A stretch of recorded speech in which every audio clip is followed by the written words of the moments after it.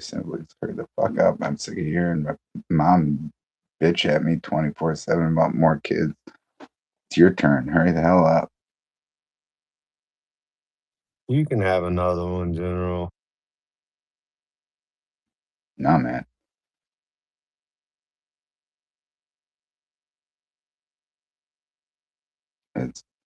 It's already. I'm cashed out. It's Harrison's turn. These other guys gotta start putting in work. Yeah, I'm on the grandbabies. My wife don't have an oven no more, so we ain't baking nothing. She still got the playpen though. It's still intact.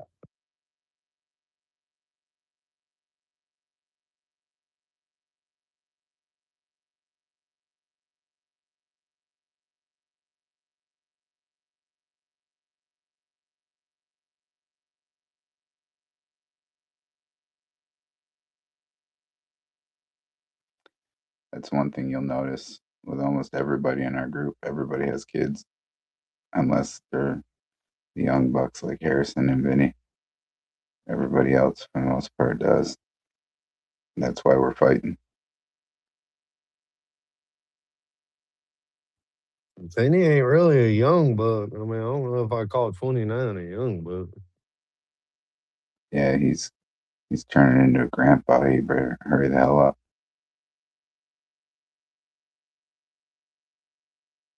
He can still snatch him up a youngin and be okay, 20, 21 years old and pop out a bunch of them. I don't know. He's 29 and asking for girls' Instagrams. He's got to hurry up. He's a pretty good looking cat. I don't see. I mean, he's not huge, so that's girls like big guys. But I don't. I mean, I don't see why he'd have a problem.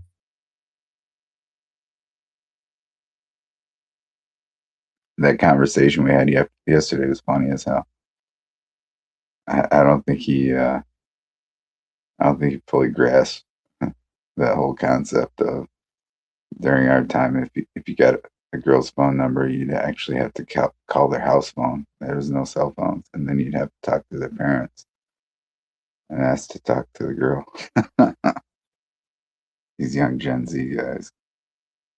We got to get one of these influencers to go out and do that. Hey, you have to call the parents and ask if you can talk to the daughter. Let's see how you do.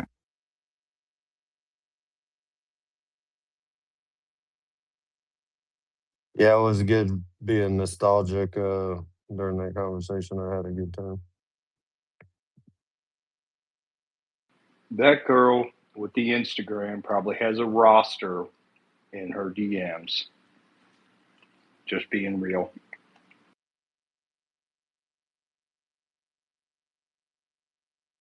Sorry, Vinny, if you're down there in the tunnels.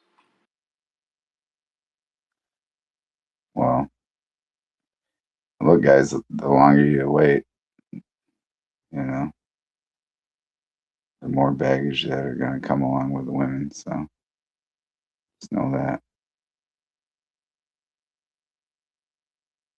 Yep, gotta grab them young, get them trained up, man. I remember the first couple years with my wife. Man, the meals they were not the best, but and she was like super independent, and it was really hard for her to lean on me. But she couldn't work. We had too many damn munchkins. We couldn't afford for her to work, so she prefers to work. She works now that all the kids are in school and shit. She's a waitress. She likes doing it. She actually enjoys it and likes having her own money to get her nails done, not have to ask me for money and shit. Um, so yeah, gotta get them trained up young. Yeah, my wife, I told her she can work this year as a substitute teacher over at the kids' school. Now that all the kids are in school, that's it.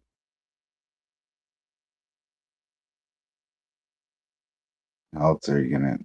Who the hell's gonna take care of these kids when they get out of school? I know exactly what the hell we did. I'm not trying to have that kind of shit going on in my house.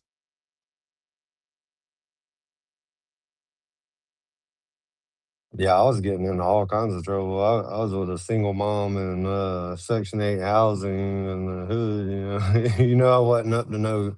I was definitely up to no good. So Yeah, well, I grew up in yeah, I don't. suburbia and we lit the whole damn garage on fire with gasoline.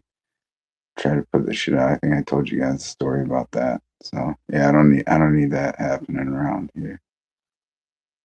And that was all due to my parents not being home.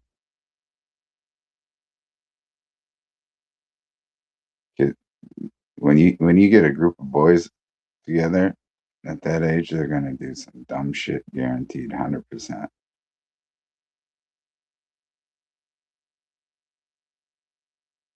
Go ahead, conductor. Speaking of, no, it's so true. By the way, this is my first time I've ever been up and spoke to you guys. Uh, thank y'all so much for what y'all do. The reason I haven't been up and spoken before is because I was always at working and in a truck with a camera and busy. But you guys really, uh, general, all your research, man, like y'all made me so much more patriotic and a love for my country, and just wanted to thank y'all for that. But can y'all hear me all right? Yep, coming Yep. through loud and clear. Oh, cool. I'm out here camping in Breckenridge right now. I took a couple months off work, so man, if y'all haven't been to Western Colorado, it's incredible, man. I mean, it's all been like white towns, small, clean, just incredible. And I try to talk to locals. I'm like, hey man, y'all need to keep it this way. I know like y'all probably haven't lived near the hood, but I'm from Baton Rouge, Louisiana. Like y'all need to keep it this way. And they're like, oh no, some of them are sensitive about it, but some of them are like, dude, we know. So that's been pretty cool. But anyway, yeah, I just wanted to come up and say what's up and thank y'all for what y'all do. And I'm actually a heritage American. My great grandfather, I forget how many greats, but he signed the Declaration of Independence, Stephen Hopkins. So, um, but I grew up. I'm 32 now. I was in my early 20s. I was a dumb liberal, and I was like, "Oh, America's evil," all the typical white guilt shit. But I just wanted to thank you guys for what y'all do. Keep rocking on. Appreciate you coming up. We Yeah. welcome all speakers up here, and at least for a little bit until you're a retard, and you know we got to boot you. Yep. Yep. I know how it goes. Hey, as long as you don't go full Colleen, you'll be all right. The Kraken. Yeah, only Colleen can go. Colleen, man, she's the only one who can get away with that shit. While I was in the truck and training people and shit, I would always play y'all's morning show, and some people would be like, "Oh, younger guys like, they kind of have a point." So I would always do like what I can because I don't have all the talking points and the research and stuff, but I would always play y'all's show every morning when I was training people. They're like, a lot of them vibe with it, especially down in Mississippi and stuff. They know, so trying to get the word out the best I can. But y'all are doing an awesome job. So That's awesome, bro. I did the same shit starting out before I started speaking and everything, and really kind of being able to actually kind of debate or whatever, rattle off the point.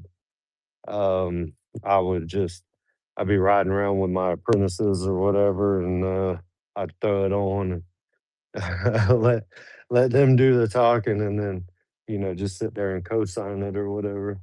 I remember those days. yeah, and sometimes I knew they were on a fence, so I would have to act neutral, and I'd be like, "Oh wow, they have a really good point. Actually, I never thought about it like that." Just kind of playing the game, but you know,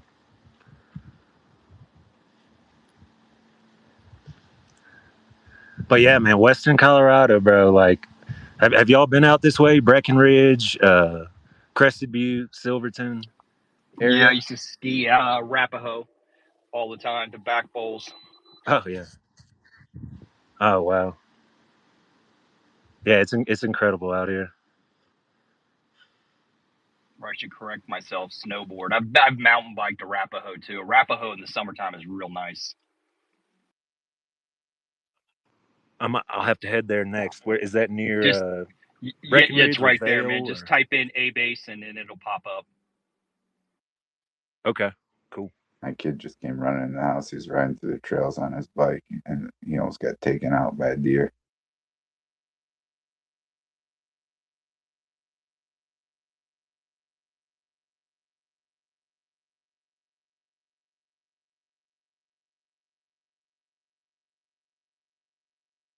You guys ever see those clips where the guys get attacked by the deer?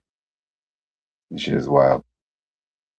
Where the deer start boxing them and start hitting them in the face with their paws, standing up right. Yep. Or they put their head down and go straight at you with their antlers. You got two options. They're going to stand up and try to hug the hell out of you, or they're going to come at you straight with their antlers. I asked him, I said, how big were the antlers? He said, no, it was a female. It didn't have any antlers. All right, you'll be all right. I've had a raccoon stand up on its hind legs and hiss at me before. Well, the deer was just bolting through the woods out there. He shot right across in front of him while he was riding his bike. Someone on here, I think was it AR, clipped a deer with his damn motorcycle.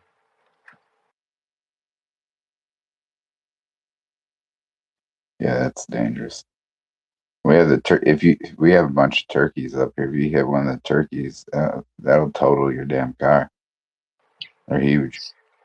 Yeah, I always try to explain that to people. I was coming back from out east, past, like out by Huntington, West Virginia. So there's 52 that runs along the Ohio River the whole way. And when I was coming back, I stopped in this little town, got a sandwich, and I'm like driving along, eating a sandwich, driving one of my work vans, and I could see up on this hillside these turkeys coming down the hill.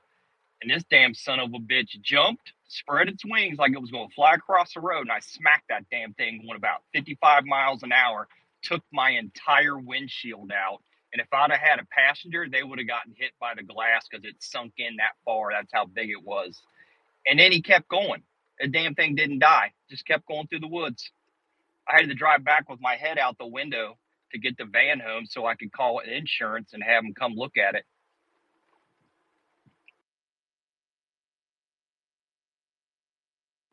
Driving Ace Ventura style.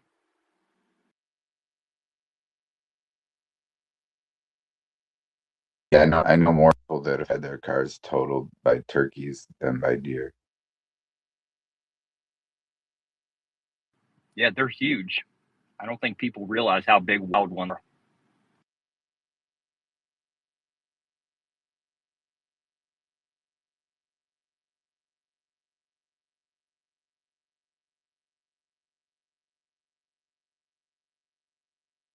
And by the way, Conductor, the research that we pull comes from all the conversations that we have on here mostly. But it's everybody bringing the heat. Oh yeah, for sure, for sure. It's helped me a lot in my identity and like who I am as a man and my blood, you know. So it's pretty fucking cool. But you know, as y'all know, we got a lot of work to do. But um, it's good that I mean it's crazy when I first started listening how much the Overton window has shifted into our talking points. Like I did a Roman at the bar the other night, just like you know the guy that got it. You know, he's like, yeah, I know, we need to keep it this way, and I was just kind of fucking around with him, but he started laughing. He was like, yep, yep. But I mean, fuck, what 2-3 years ago they would have thrown my ass out. It's crazy.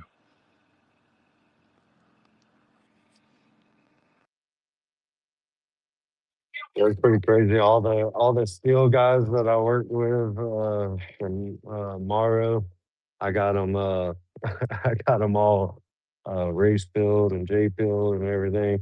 And now every time I come up on site, they're like, "Hey, we need to put a beam up right here and right here." And every time they throw a Roman to point at it. It's fucking awesome. That's great. What about the Jewish guy you got out there hauling steel, Tarver? You ever get him to do a Roman? I don't remember if he ever did one or not, but we did them around him all the time. He was we didn't pull any punches just because he was a Jew. A matter of fact, we gave him a hell of a hard time.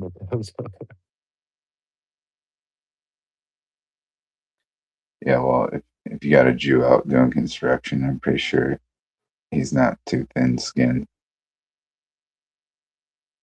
He's got to be like 20% Jewish if he's doing that kind of work. Is he full blooded? Yeah, I mean, his mom was a Jew. Yeah, I mean, I didn't ask how pure he was. That's crazy. The only Jew that has ever assimilated. No, Tarver showed pictures of the dude out there hauling his ass with a bunch of steel and shit.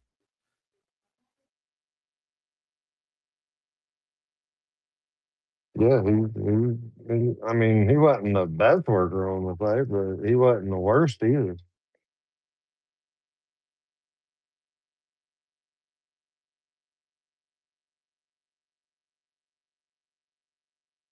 Pretty crazy that site. There was like a Rastafarian type dude out there too, black guy, and tarantula hair, and I mean, he was cool. We, was sitting there, talking about everything. I was like, "You're racist, ain't you?" He's like, "Oh no, I ain't racist." I was like, "Come on, dude. When you're sitting around with you and your homies, y'all don't talk about make fun of crackers and this and that and other." And he was like, "Oh yeah, we do kind of do that." And I was like, "Yeah, everybody's racist. It's okay." Like we're all a little racist. Well, that's why I like interacting with the VA guys because they'll just have a real conversation rather than just chimping out the whole time screaming that you're racist, you're right. They already know. They're just like, all right, yeah. They don't even bother trying to pull that card. They just keep going along.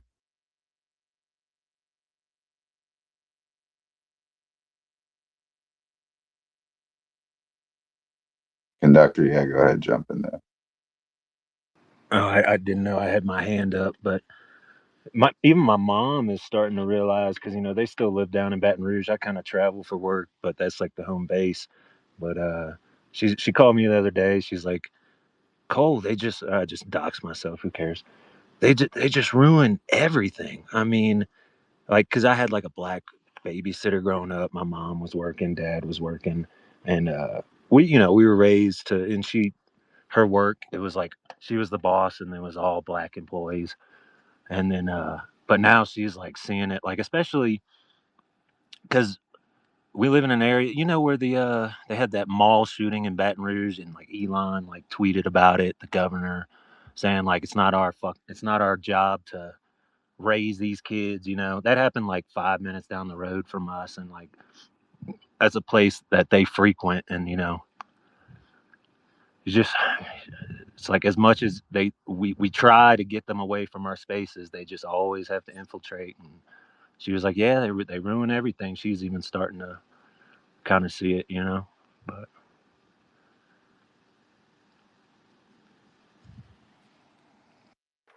Just wait till you get your mom calling them sub-Saharans like my mom does, and all the brown people she calls those goat people. the day is coming.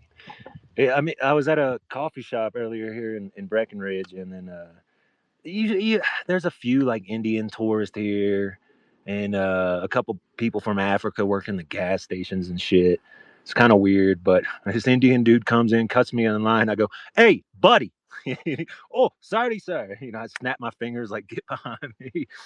And it's just like, God damn it! Like you can easily tell I'm in line, and like you come in and cut me, or maybe you can't. Maybe the IQ thing, but yeah, it's just like, oh god, I'm just really. This whole trip has been enlightening out here, and I'm scared. Like I'm like, because you see what's happened in Ireland, all these small little towns that get flooded, and I'm like, I'm surprised they haven't tried that shit here. Knock on wood. I sure hope they don't, but I don't know. I guess the people here wouldn't put up with it. But because I don't know many areas around the U.S. that are like this, that are majority white, clean, prosperous. I mean, maybe in like West Virginia or something, but Dude, the yeah, I'm just majority of the surprised they country is like that. Once you get outside of the major cities, it's really. pretty much like that everywhere. I don't know. I mean, Okay. Toby, what's your take? You live in the city, so like when you go outside of the cities and you go like the vast majority of America is rural area. So I don't know. So like currently I'm in I'm 20 minutes outside of downtown. So I'm out like for another, I don't know what I tell you guys, like 8 months. So till So shit like that. All the athletes are from out of state now. It used to be, I mean, even 10 years ago, 15 years ago, 15, I can go 15 because at least I know some of the guys that were on the football team there. At least they were, regional grows, right? So it was either Ohio, Michigan, Pennsylvania, Indiana, or Kentucky. That was the big makeup of the team. Now you got so many freaking dudes from California, Arizona. Nobody knows who the fuck they are anymore, right? So back before all this NIL, it was kind of like watching the up and comers throughout the high school teams and shit like that, where you'd pay attention to the Friday night light shit and the sports plotters that would come out, and you could know who's coming. Like that's how LeBron James got so big, right? Everybody watched the dude develop and grow, and that's gone now because it's nobody's local. So that's why it was such a huge deal when he went to Cleveland, because from Akron. But they destroyed it with all this fucking fake money bullshit, just to prop up the colleges with our tax dollars and their massive endowments to bring over foreign students who are getting paid from our property taxes now to go to college and all this other fucking bullshit, and all the illegals and all their damn children who come here and they qualify for the Ohio, right? Get this, college credit plus, once again, paid for by property taxes, the lottery, which is now part of the UK's lottery system. It's all bullshit. Like, you can't even have school pride in your state university anymore because they fucking stole that shit from us. Sorry, Mark, you got me on a tangent. That's how easy it is to piss me off now. It takes nothing. I do that with my fucking grandma. She's 84 years old. And I'll start screaming like, what the fuck are you talking about? Trump started the goddamn war. No, he didn't. I'm like, well, Biden was a better president than Trump is. Biden at least took us out of freaking war zones, even as bad as it was. Trump got us started another goddamn one. So the 13 guys who died at Abbey Gate under Biden, well, Trump's already replaced them with 18 in Iran. So go fuck yourself, Trump. Right there. Right there on the casualty count. From a bad operation to starting a war, Trump wins. At least Biden gets to say, you know what? I fell in on the goddamn war. It wasn't my fault. Although it was, because he authorized it when he was in Congress, right? So, and then he was the VP and all the shit. So, what do you really, it's all bullshit. Everything is fucking bullshit.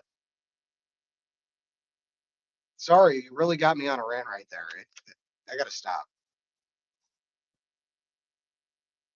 welcome. Sorry. What'd you say? Go ahead, ladies first. Thank you. My friend is on her way to Willingston for she's going back home for after 10 years. Do you think she's in a rude awakening for the demographics change? Willingston. Ohio. I've never heard of it. I've never heard of it. I've been all over this damn We're state. still we're still 76% white.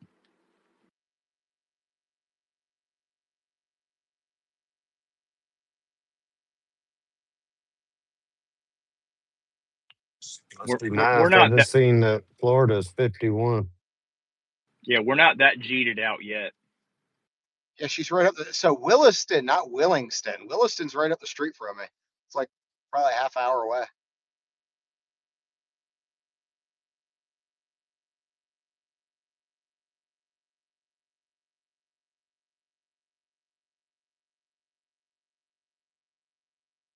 had to Google it.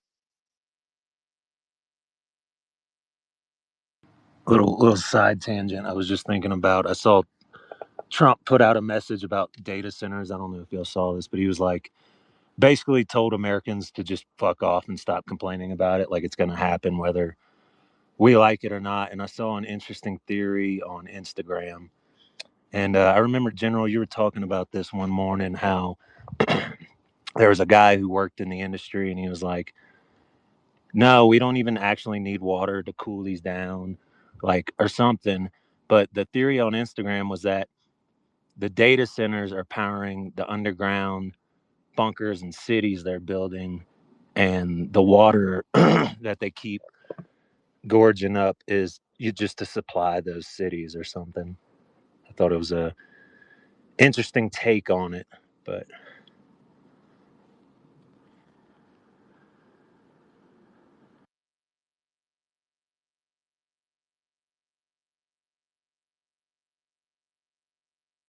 The two doing the most research I've seen on this is Kim Georgeton and the Constitutionalist.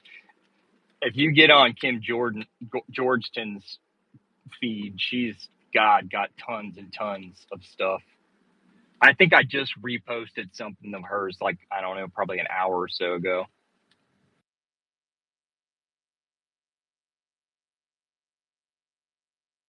yeah, I'll look into it.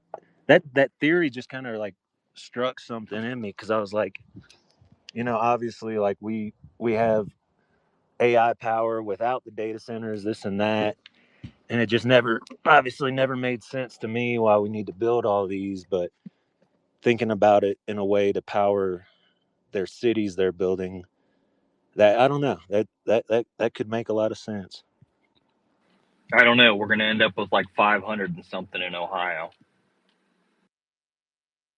Fuck, and it sounds like a fucking highway when you live next to them. I saw a video of a guy. There was one in his backyard, and it's just constant noise.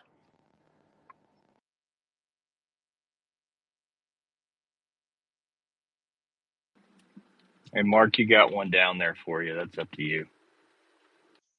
Wells, I just noticed your schnauzer's got a much cooler face than mine. They're the same color, but he's got the cool dark eyes. Looks angry, pissed off all the time.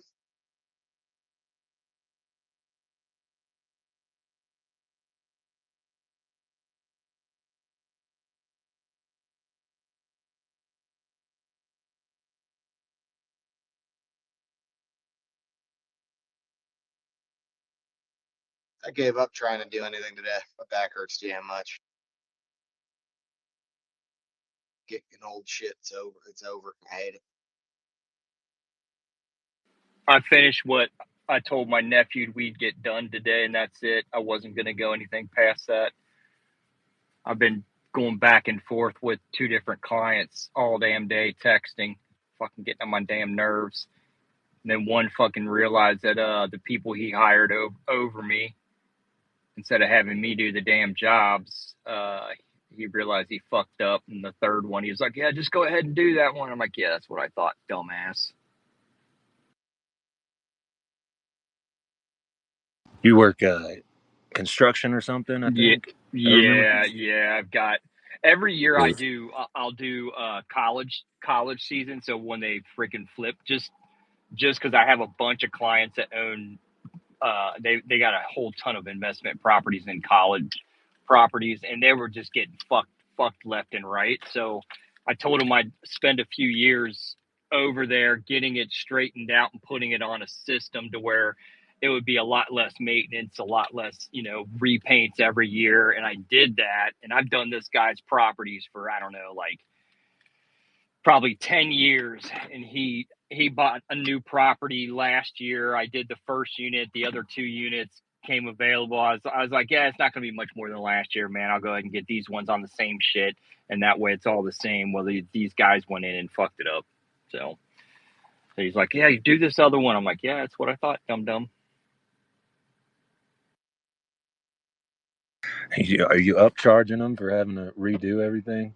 Him being a dumbass. Oh, I do that. Yeah, they know that. They've done it before. They did it like 4 or 5 years ago. So I quit doing them for a couple years, and they got like a whole bunch of the properties got fucked up, and they're like, sorry, we won't do it again. Well, you just did it again, ding dongs. Hey, I had a little bit of something to add to the data centers. The state that I live in, land is extremely cheap, and they're popping up left and right like weeds. And my occupation actually requires me to work in them. Uh, and also, my occupation deals with smaller, like data rooms, whether it be in casinos, um, uh, any building that may require data storage for like surveillance, whatever it is. And I can attest to this that even in big commercial buildings, you know, you see the units that cool them, whatever it may be, up on top of the roof. Even a little tiny data room where they store video stuff has to have its own independent mini split, so its own cooling system for that room, because it does produce a lot of heat. And as far as the data centers, they do legitimately require a lot of water. Uh, Normally, typically in buildings, you can either do water. There's certain things that you have to do to facilitate that, or you can do what's called a glycol system. Something that big that requires that much cooling wouldn't be efficient for the data center itself and handling all the glycol mixture. Oh, sweet. Thanks for letting me know. I'm completely ignorant on that. I will say, though, that I do believe that there is more to it. My theory on it is they're going to turn it into a surveillance state, and they're going to start storing things in there. And you may get a ticket for something, you know, that a cop didn't catch you do when or didn't catch you in the act. You know what I mean? Something along the lines of that. I think it is. Uh, it's not exactly what they say they are. I will say that, but I think it's more of like a surveillance state type thing, personally. Yeah, that's my number one suspect feeling about it. You know, just Palantir Minority Report shit. But and you said the glycol. I don't even know what that means. I mean, I know it's a chemical. Is that similar to like Freon or something? It's yes and no. It's usually in mixtures. It's what you would call a closed loop system, and that would just basically keeping the water. It's like Freon. Yes, it's same function as or coolant for a car. Sorry. Oh, okay, gotcha. What about those systems they put Bitcoin miners in the water? In Now that I don't know anything about I've never seen a mining facility. Uh, but I do. I'm a licensed contractor. I'm a plumber, and I do mechanical work as well. Meaning, so I do like cooling systems, heating systems. You know, heating and air. Uh, but personally, I've never worked um, on a data mining or done anything regarding data mining.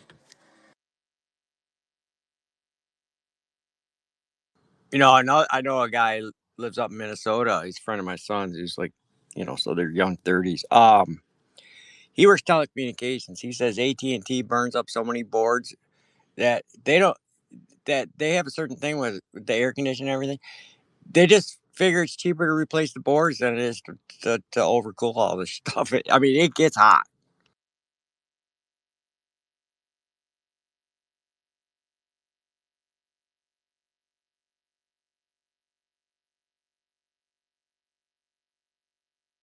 Yeah, there's any room where there's a lot of electrical stuff or electrical components, whatever, data storage. There's even with with its own independent cooling system just for that room, you still notice the temperature difference from outside of that room. But yeah, that stuff does produce a lot of heat.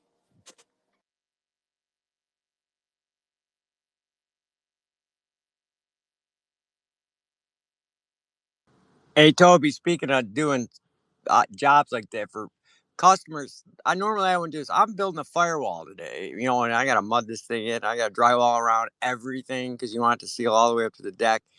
And I wouldn't normally do this. I mean, I've done plenty of it in my lifetime, but try to stay away from this kind of work. But for certain customers, if they, say, hey, Mark, can you do this? And it's like, yeah, I guess, but I wouldn't volunteer for anybody else. Doing anything with a firewall sucks, especially caulking it. The fire caulk, that stuff will stick to your clothes and ruin it. Yeah, and then drywalling around every, steel joist, truss or whatever, all the little pipes and up. Yeah, and then mudding up, and it's, yeah, and then caulking it when there's nothing left to, yeah, it's a pain in the ass.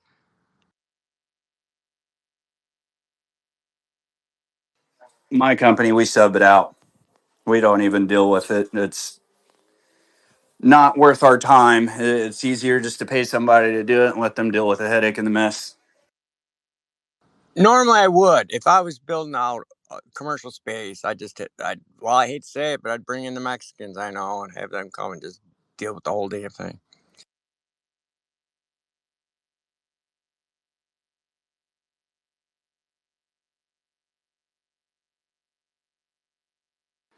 The damn white crew, Mark. Yeah, come on, there aren't a lot of white drywall crews out there anymore. I mean, they're white owned, but they got Mexicans working for them. Any of those fucking beaners, I don't care if they're Guatemalan, fucking Mexican, their finish work is absolutely atrocious. They fucking suck at it. I mean, sure, any moron can hang drywall, but finish work, all the seams and joints, they suck. They're horrible.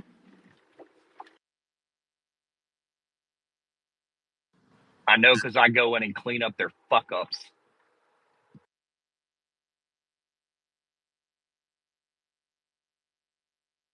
It's making me nervous. I dropped my RV off a month or two ago in Puerto Penasco to get painted. And the guy hasn't hit me up in like 2 weeks. I've been reaching out like, hey, how's it coming? How's it coming? I'm like, oh God, what did I do? Shit. Your RV's down in Guadalajara now being parted out. That's what my dad said. Well, that's the other thing. Even if you do have a decent Mexican crew, getting them to show up when you tell them to show up, good luck. They're going to show up when the hell they feel like it. It could be days later. You never know. Well, Mark, you're not supposed to pay them, halfway through the job because they'll just buy a bunch of fucking Corona and they won't show up the rest of the time.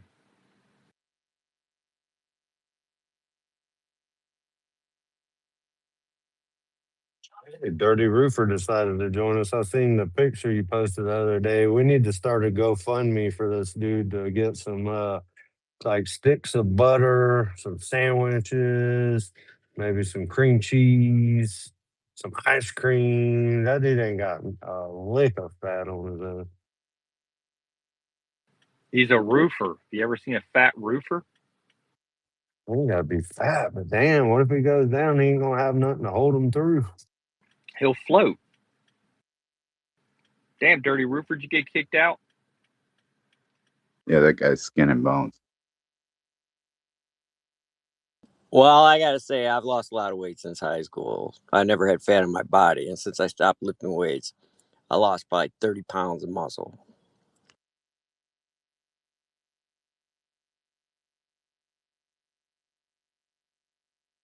I have a working man's question.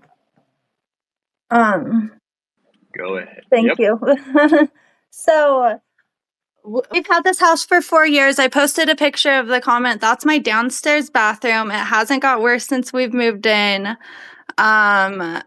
the on top of it is the upstairs bathroom. Yeah, it's just like right next to the tub on the upstairs. It doesn't feel super squishy, but it's kind of scary. I'm like, no one seems that concerned about it, but it's scary. I don't know I don't know. Probably mold, but I don't know. This house is like 40 years old, or maybe 60 now. That's water stains on there, sweetheart. Yeah. Do we need to redo the whole bathroom, the upstairs one? Do me a favor and step back and take a picture of the whole thing overall so I can see everything else in the room that's near it. Okay. Yeah, that's the downstairs bathroom, and it's just there's a top one on the top. But I think I also got cheated when I was mealing before. Did you guys hear me like ranting about a Mexican? Oh, we thought you were hot micing. Oh, I'm sorry. Gosh, okay, I guess that was awkward then. Okay, whatever. Sorry about it. We didn't want you to dox we welcome the yourself. rant. We didn't want you to dox yourself. So somebody booted you to make sure you picture farther back. Yeah, so I can see where your water and everything is coming from. It's just from sinking out from like when there gets like water spilled upstairs. So just the floor. I think I just replied to the other picture. Are you telling me that's the ceiling underneath the bathroom? Yeah, dude. Oh shit. Yeah, I know. You got to cut that open. You got a leak somewhere, unless you overdid the tub. Yeah, it's something like that for sure. Because it's not leaking all the time. Like it hasn't got any worse in the last 4 years. But fuck. Are you piling all the kids in there at once and water's flying everywhere? Yeah, that's probably what it is. We should probably just use the downstairs and also fix it. Yeah. Okay. I don't know. My husband's a millwright, so he's knowledgeable, but he's like very intimidated by all the house stuff. So I'm like, maybe we do need to just find somebody to get in here. It's not hard stuff. You just have to see where the water's coming in at. It probably came from outside of the tub. Yeah, just right there. I just had the exact same thing happen. We had to pull a 3 foot by 3 foot section out of the ceiling below. Okay. One of the bathrooms upstairs, and it was the freaking surround by the the I don't even know what you call it, where you turn the water on. Water was getting behind there. The caulk, the gasket seal had basically turned hard, so we had to pull it off and recaulk it. I ripped the whole damn ceiling down for that stupid BS. Oh, that sounds intimidating, but okay. Thank you, guys. It's not. Good deal.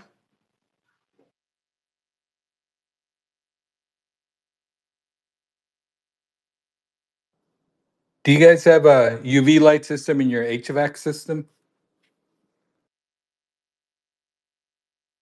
I don't even know what the hell that is. What it is your HVAC system recirculates the air inside your house. So whatever air is recirculated, the UV light system basically kills any germs, whether it be mold or fungus.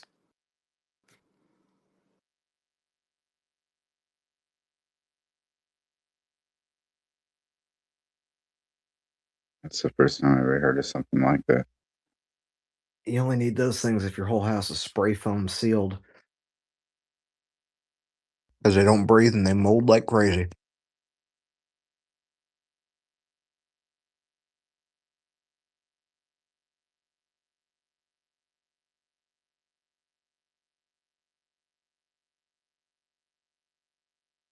Yeah, this weekend I'll be putting the ceiling back in there.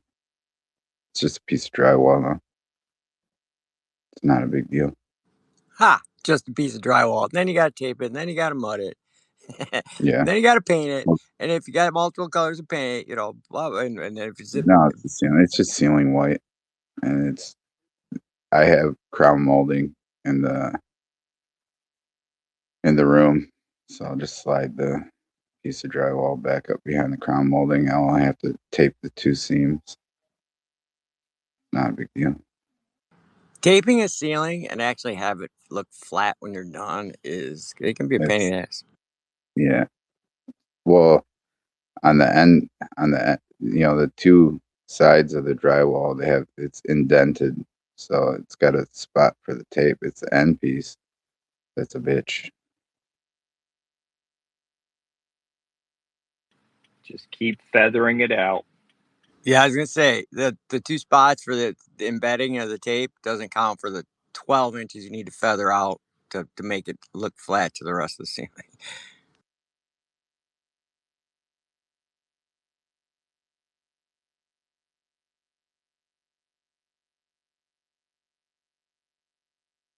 Well, the 2-inch section where it's indented it's easy. You just mud that, sand it down, and that looks pretty flat. But it's the end piece that's a pain in the ass. Yeah, the butt joint. Yeah. Yeah, that doesn't have that indented part. That's the part that always ends up giving you trouble and will, half the time look like hell if you don't do it right. Just take a 2-foot flat trowel. It'll work fine.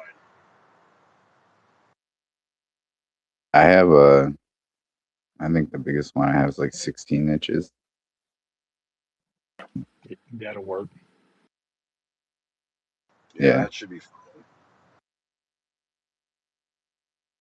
It helps to give yourself maybe doing steps and then have yourself a pre-depth line out away from your butt joint.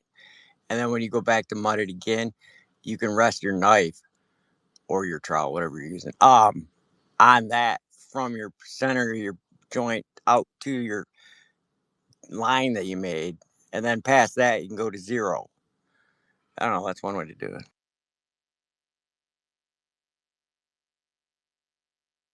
it. AR, you seen that big level 5 24-inch blade? That's what I use. Yeah, those are nice. I have one. That's what I do. Slap a bunch of mud up there and take that knife and just The cut mud that isn't whole even thing. the hard part. It's the sanding that makes a damn mess everywhere.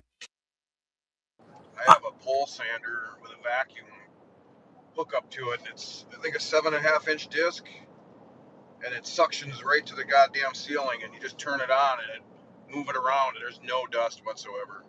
And I got a big HEPA vacuum. That's just if I'm doing large areas. Damn, you got There's the hardly. you got the Bosch or the Festool? I have the Bosch. I don't have any of that fancy shit. I got this thing that looks like a Swiffer. Hey, And then I use a put a sponge. piece of Don't sand it. Scrid it out with your knife and wet. If it's easy sand, get it wet after it's set and scrid it with your knife and scrid it and sponge it and wipe that thing smooth, and you won't have sanded at all. Yeah, but you'll have fucking wet line marks. yeah. It's just a quick tip for everybody that's using joint compound and sanding is like, if you're doing it properly, you should barely have to sand. Like if you do mud properly, barely have to sand. Like, don't put on like excess amounts and try to do it in a precise way and maneuver the tool in such a way that you don't have huge lines to go over and sand down. Yeah, the section it's only a 3-foot section that's gonna have to be messed with. So it's not that bad, but yeah, like I said, I just have this thing that looks like a Swiffer. You just put sandpaper on the end of the thing and just start running it across the line there. Yeah, good old fashioned sanding pole. What I use, Yeah. what I was trying to explain was, and because you probably don't want to spend $50, but a lot of repairs I do in my Grosse Pointe homes and stuff, where I'm not going to dare make a mess. I mean, they've got stuff, and I don't want dust in their house, so I mop it out. I do it like a plaster repair. where nobody sands plaster. You mop it out, and I use a plaster mop. And instead of buying that, you could just get a big sponge and do the same thing with a knife. So mop it out, wet after it's set, and then you won't have to sand it.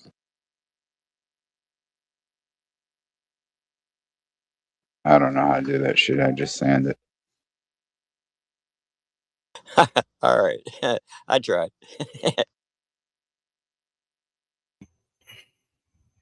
Well, here's a good tip. Just make sure you paint your ceilings primer white, a couple of coats, and just leave it with the primer.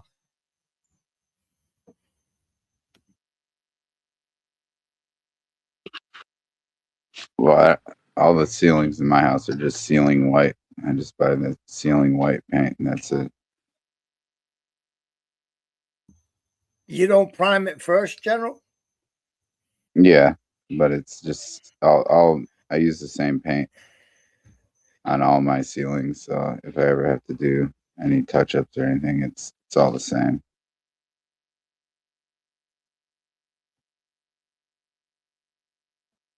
I don't know. Who the hell paints their ceilings any other color than white? The only people doing that are black people. And apartment owners who are cheap and they don't want to pay for multicolors.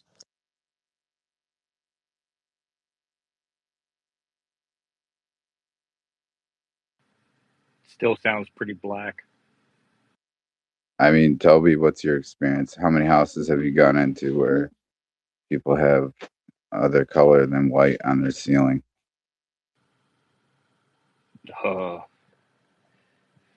Normal households, it's always white. If I go into investment properties, I've seen them. I've gone in behind other crews and they've rolled the same fucking wall color straight out of the ceiling.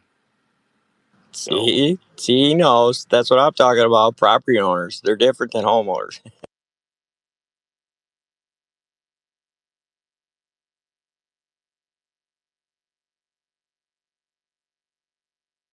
But I use the same white on all my ceilings. That way I can always just touch it up. Same always here. the same. And you're right about the ceiling white. There's different kinds of flat, and ceiling white is dead flat, and it's probably going to show the least amount of errors in your mud work. So, I mean, hell, if it gets really bad, you can just go popcorn ceiling route. that's what I was going to say. Let's just turn into white trash and just stucco the damn thing. And those things are awful. I hate popcorn ceilings. Yeah, they're bad. That's the first thing that's got to go. If you have that in your house, you're in trouble. That was an asshole contractor builder that was building a whole bunch of homes that did not want to pay for finished work on the ceiling to make it look nice and smooth. So they said, oh, let's just popcorn it or let's just stamp it because we're too cheap to pay for really good finish work. Yeah, when we were looking for a house, every house that my wife say, "Oh, this house looks good," and no, it has wallpaper. It's like, what the hell? I said, no, it has popcorn seal. No, I'm not doing any of that shit. No. Yeah, I just got called on a 2,800 square foot. It's like an 1880, 1890 farmhouse. People had lived there for like 60 years, and like all the trim was different colors.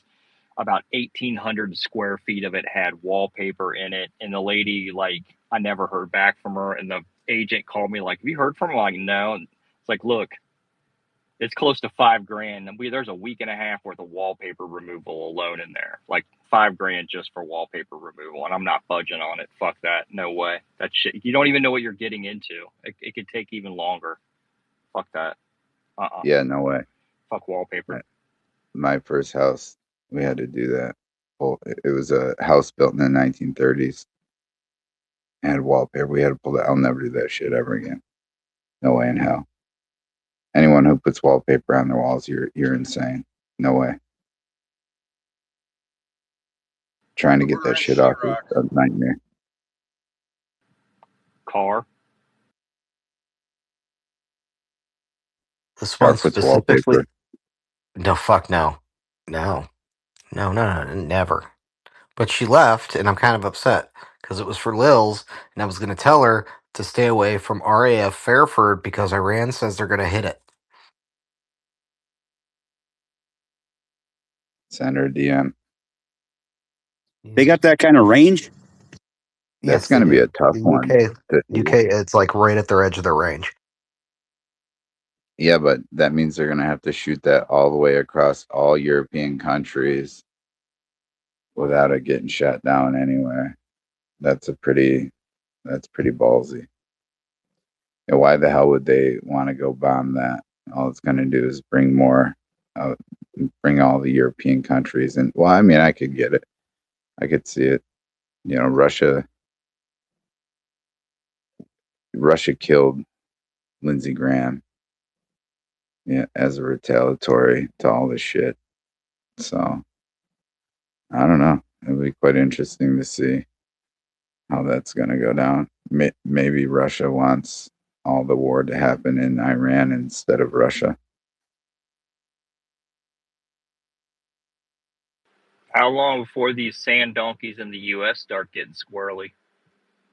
What do you think? I don't think it's going to be that bad in the U.S. I think it's going to be a problem in Europe, though, because if Iran bombs into Europe, it's going to, I mean, wouldn't be the worst thing that ever happened. That will radicalize everybody in Europe to kick all the sand donkeys out. So, you know, They got like 60 million of them spread out through Europe, don't they? 100 million. Is it They got to 100 get them million? out. Jesus Christ. That's like 15% of the population in Europe right now is from the sandbox. They got to get them all out. But that's if Iran did bomb any European country, that would put it on hyper mode to get all those people the hell out of there.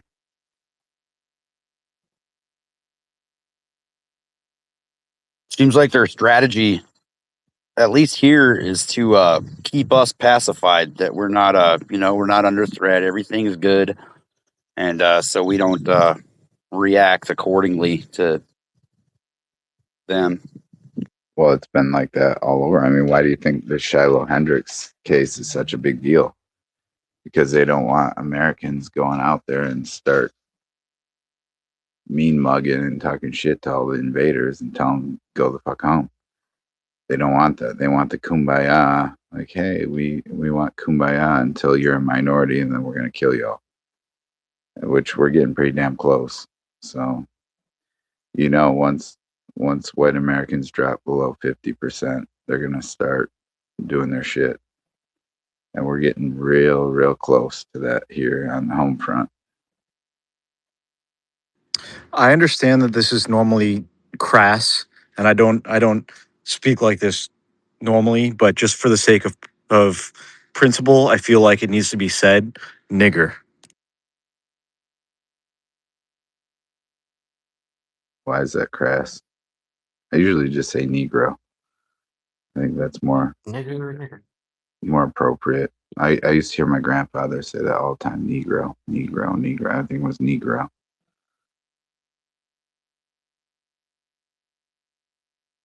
I don't know how was it with you guys growing up with your grandparents? You never heard them say Negro? General, my grandfather was a firefighter for almost 30 years at engine number 3 in downtown Cincinnati through the 60s riots, and he watched them burn down schools and everything else. And at night we would be watching the news, and they'd say someone was shot, and before they got the person's name out, he would slam his fist, and this is a big 6'2", probably 260-pound, hands the size of a fucking basketball, slam them down on a glass table and go, "I guarantee you it's a goddamn fucking nigger." And sure as shit, every time he was right. Yeah, I mean my grandparents generate. I mean they used to call them Negroes on the TV. Have you guys ever watched the old like NBA games in the commentary. Oh, the Negro here, the Negro there. That was the standard term that they used for him. Even they didn't call him black; they called him Negro. And coloreds.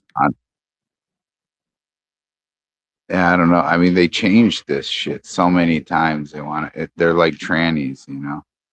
They want you to call them something else every other week. Hey, my grandfather used to call Brazil nuts nigger toes. What the hell's a Brazil nut? Well, it's a nigger toe. It's the big brown one. Like you get the Good hazelnuts and the source of pecan. selenium. Yeah, they're pretty good actually. You know, around the holidays, you get the nuts and the nutcracker out, and you sit there and eat, crack and eat nuts. Well, it's the big brown one, nigger toes. You know, Car, that doesn't make them sound like too appetizing. I'm going to be honest with you when you put them that way. No shit. Now I never want to eat one of them again.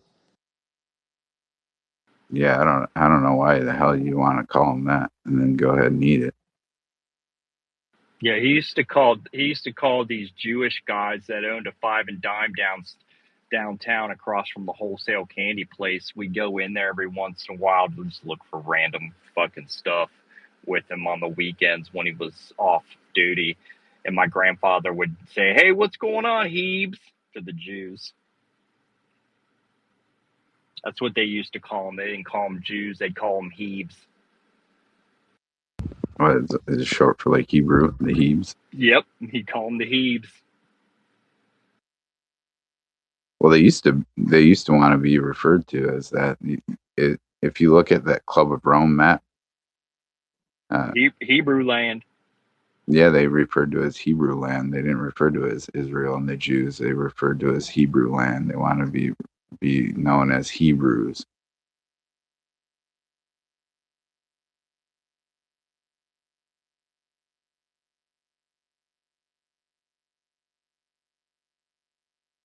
Which they aren't.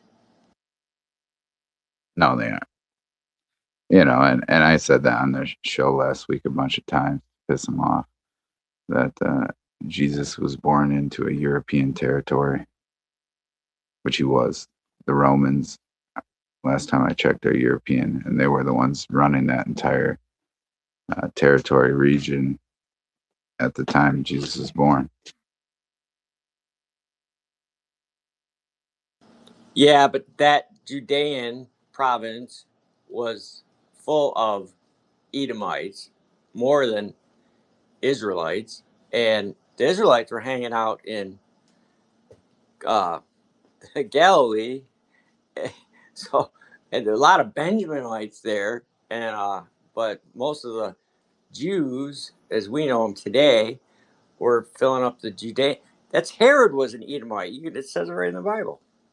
They're Edomites. The ones that claim they're Jews today are Edomites, and I have their Jewish Congress letters or whatever from the 1930s. They used to refer to themselves as Edomites. Now they don't want to be referred to as Edomites, because then that doesn't give them, you know, the superpower of claiming that they're Jews, and all the Christians have to bow down to them. That's why after the Schofield Bible came in, it wasn't long after that they started referring to themselves as Jews rather than Edomites. I thought they were the Canaanites. But, I'm not well versed.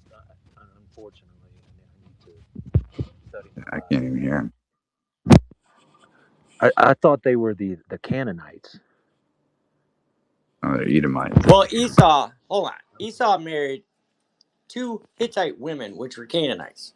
And so it's a mix between Esau, who sold his birthright to Jacob, our father, uh, and married Canaanites. And so they're a mix between, some descendants of Abraham, but not Abraham, Isaac, and Jacob, mixed with Canaanites. Well, since then they mixed with so many other people that they're not hardly even probably Edomites anymore. And then there's a whole another batch of them that were the Turkish Khazars. So they're such a mongrelized race, you really can't pick a race for them. Gotcha.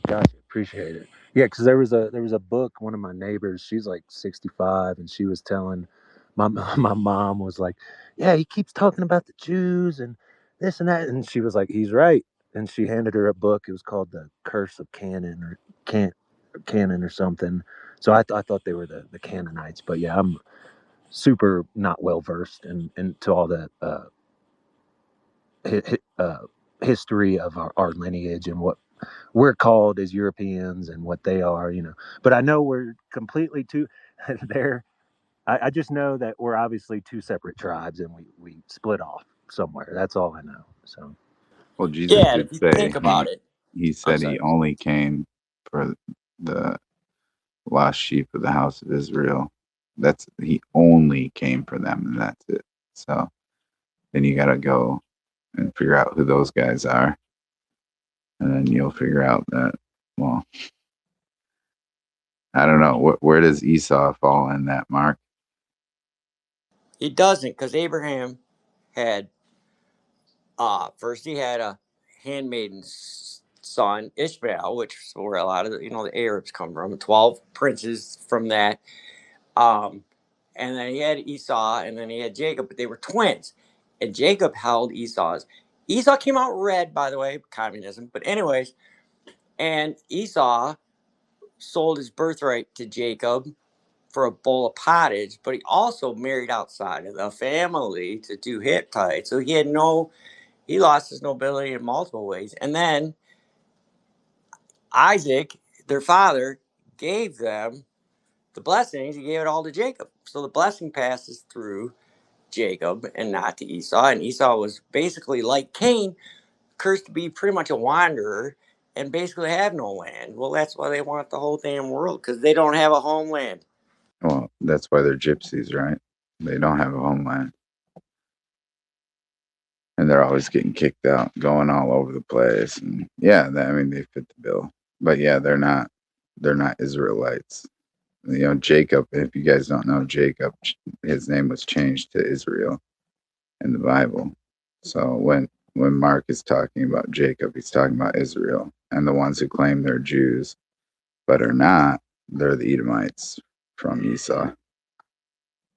So yeah, these people have zero claim to that land whatsoever, and that's the danger of them connecting themselves to us. Because if that narrative takes hold, and that's why the ADL has Christian identity listed as a hate group, because if that narrative takes hold, then yeah, they're not going to exist in that land anymore. They should have kept their own sovereignty instead of trying to connect their sovereignty to ours. It's not going to end well for them. Well, biblically speaking, God abandoned that land. That Jerusalem is not the prophetic Jerusalem of the future. It's not the new Zion. It's not the new Jerusalem. He left that desolate, and that's the way it's going to be. You're more likely to find New Jerusalem in America than you are over there. And we're all pointing to look in the wrong direction, really, because if you read your Bible, God left that place. Yeah, but I mean, there's if you look at the Greater Israel Project, and then you overlay that map with the map of Babylon, you'll see that they're trying to recreate Babylon. And Yeah, I heard you saying that yesterday. I'm like, I still wanted to jump in, but I was working. I should get back to well, work jump now. in now, Mark. I'm Yes. asking, what's your take on Babylon? What happened to Babylon? What's the story of Babylon? Well, part of it is Babylon's to go with us. So Babylon's here in America because our government, all the governments of the world, it's a spiritual Babylon, which is It's Judaism. Judaism is Babylonianism, but again, prophetic Babylon, prophetic Egypt, prophetic Jerusalem are not the physical. I mean, obviously, the Chaldeans are going to come back and run Babylon again. So, in a sense, they are running Babylon because, in a sense, all the kings of the world are bowing down to them now. When it does talk about Jacob's time of trouble, where Esau would For the most part, Jacob would rule over Esau, but then there would be a time when Esau would rule over Jacob. But what happened to Babylon? I think the Syrians wiped them, but I can't remember who wiped out Babylon. God wiped them out. That's what happened. There you go. Yeah, God wiped them out, broke all the tribes, sent them away, sent them all with their own separate languages, and said, "Don't mix." Our people were sent from Babylon. 42,000 something were sent back to Jerusalem. Only a small remnant for the purposes of, because that's where Jesus had to die, because that's where the rest of the prophets died. Well, But where did the rest of them go? Where did the rest of the tribe of Judah and Benjamin and Levites that were part of the taken by Babylon? Which, by the way, Babylon only took Jerusalem and surrounding areas. Before that, the Assyrians wiped that southern kingdom of Judah pretty good. So the Assyrians actually did more damage. So all 12 tribes had already been scattered and taken into captivity, and then gotten out of captivity over time and slipped out and went west and north. So. And by the way, those Troy Hellenistic Greeks were also of those people, the 12 tribes of Israel. Look at Hellenistic Greeks, they got blue eyes. I mean, they're not what you see in Greece today. And that's why it's such an offense to make black, whatever, colored brown, Hellenistic, Troy, whatever. Anyways.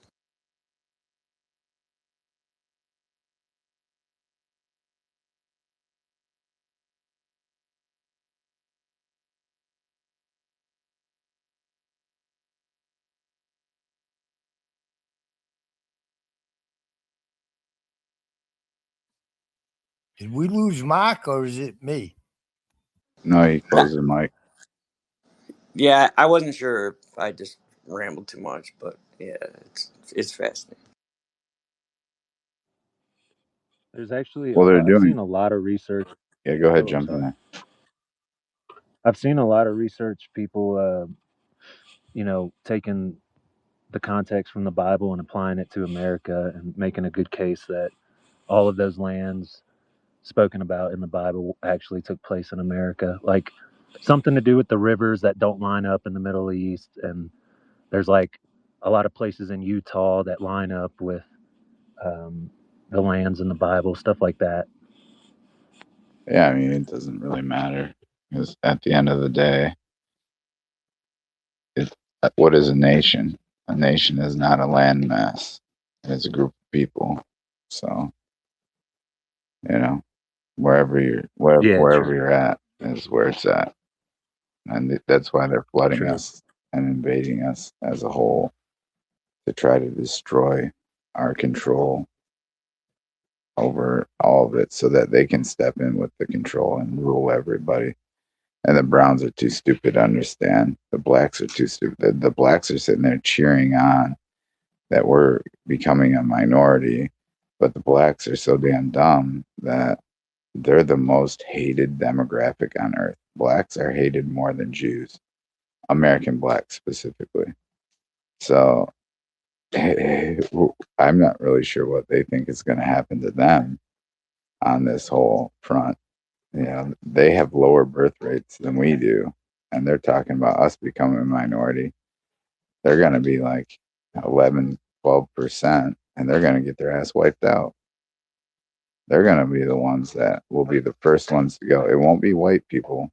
White people won't be the first ones to go. It will be black people, because all these people invading, when the Mexicans came in to California, the very first demographic they started ethnically cleansing out of there were the blacks. They hate blacks more than they hate whites. So, yeah, the black people are kind of stupid on that front.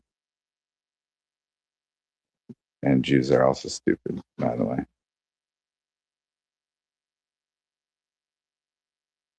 Hi, colleague. That's funny you mentioned that. I was just looking at a a post. 7 more grocery stores are shutting down in Chicago this weekend. The city spent 14 million to help them stay, and it's all, of course, over there in the black area. And these people are like, "I can't believe they're doing this to us." They're all whining and carrying on. But I think, if I was in the position, I'd open up a warehouse to where they just order online and it's pickup only. Don't let these animals in your freaking stores. Don't let them in your Taco Bell. Don't let them in your Popeyes. It's at the window only. Don't let them in your country. Yeah, yeah, that'd be even better, wouldn't it?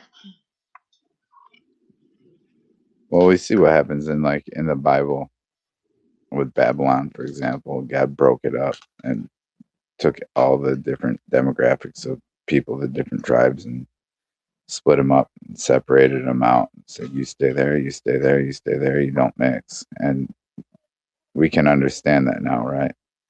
Look at what multiculturalism is. Multiculturalism is Babylon, and it was destroyed. And what the Jews have been doing, they're doing like Sodom and Gomorrah parties at the site of Sodom and Gomorrah, spitting in the face of God, right? And now they're doing the same thing with Babylon. They're trying to bring it all back. They're trying to recreate Babylon. They're trying to recreate Sodom and Gomorrah. They're trying to recreate all this stuff. Everything essentially that God said don't do, yeah, they're doing it. So when people sit there and say, "What about Noahide laws?" Yeah, you think they give a shit about that? That has nothing to do with it. They're just trying to wipe everybody out. They're creating the situations in the Bible that got everyone killed by God, like Sodom and Gomorrah. You guys know what happened there, right? Babylon. You guys know what happened there. Look at America. The more multicultural it gets, the more of a hellscape it becomes. That's just standard, right?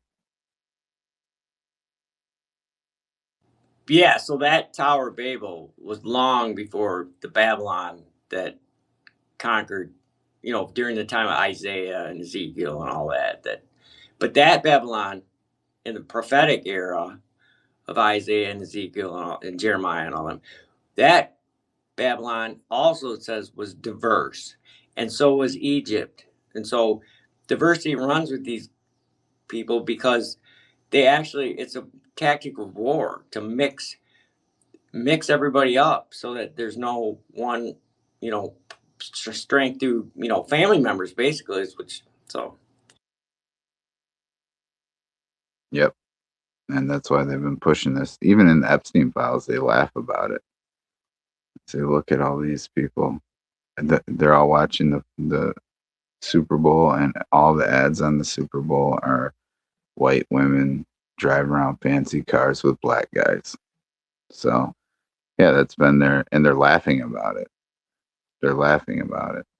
So, that's their plan. They're waging war on us in our own country, and now people see it, and they're shitting their pants. They're no, you're just an anti-Semite. You're just a bad person. You're supposed to have white guilt. Where the hell did your white guilt go? We programmed you with white guilt. What the hell's going on? How come it's not working anymore? It's the same old dumb shit that these people do. They always fuck everything up. They miscalculate everything that they do. Always a shit show with these guys.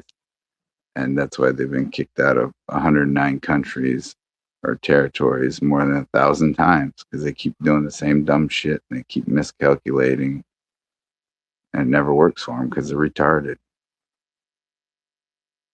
General, I don't like correcting people, but it's now 110. Remember, Malaysia has recently evicted all Jews from their lands.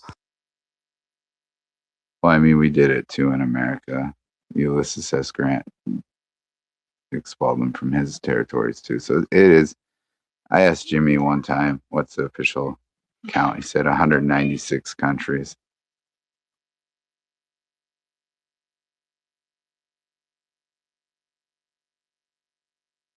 But either way, who That's cares? insane. They get kicked out everywhere they go. And that's why they're gypsies and they don't have any homeland. Because, well, the curse of Esau. By the way, that Sodom and Gomorrah were Canaanites. So is it any accident that the homosexual capital of the world is in that Israel? What's the name of that town that they? Yeah, the one city over there. Tel Aviv? Yeah, that one. it You know, those people are the same people. And it was Shem, I'm sorry, Ham, who was their ancestor, the Canaanite ancestor, who was looking at his father's nakedness, and his two brothers that covered their father without looking with a blanket. And then that's when Noah said, "Cursed be Canaan." His I don't know why he didn't curse Ham, but he just cursed Canaan. So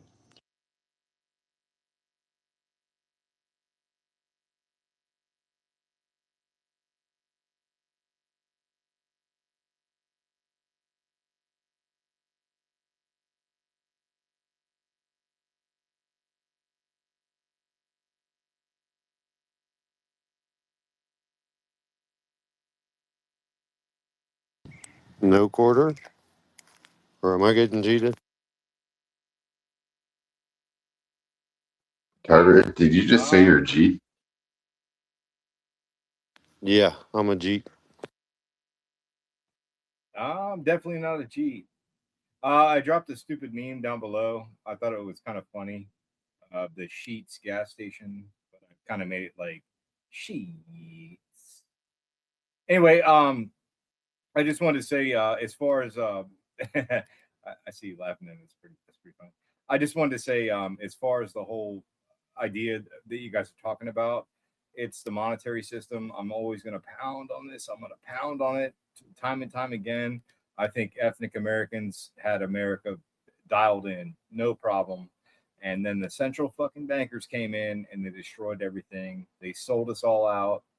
And the best thing we can do, in my opinion, is bring our military home, push all the Mexicans back, push all the Canadians back, even though they're mostly cheated, and get our country back to what it used to be. Go back to the gold standard. And I didn't mean to derail the conversation, but I just think finance is the whole problem. Breaking monetary systems down via the stock market and things like that. And what's your house worth? And now you have to pay money on that, and it's just all wrong. But I do like the conversation. I did drop in earlier. You were talking about home repairs, and everyone was on point. These fucking Jeets can't do this. The Mexicans can't. They can't do this. These people are not capable of building. All they can do is fucking destroy. And so just get them all out.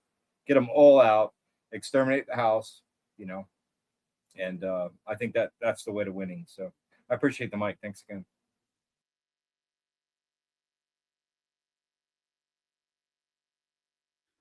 Yeah, Hey, simple as that. go ahead, General. Well, no, that's it. It's simple. Get them out. Go back to our own system. Remove all these jackasses from finance, and call it a day. That's how you fix it. It's super easy. It's super simple. I mean, it's not easy, but it's simple.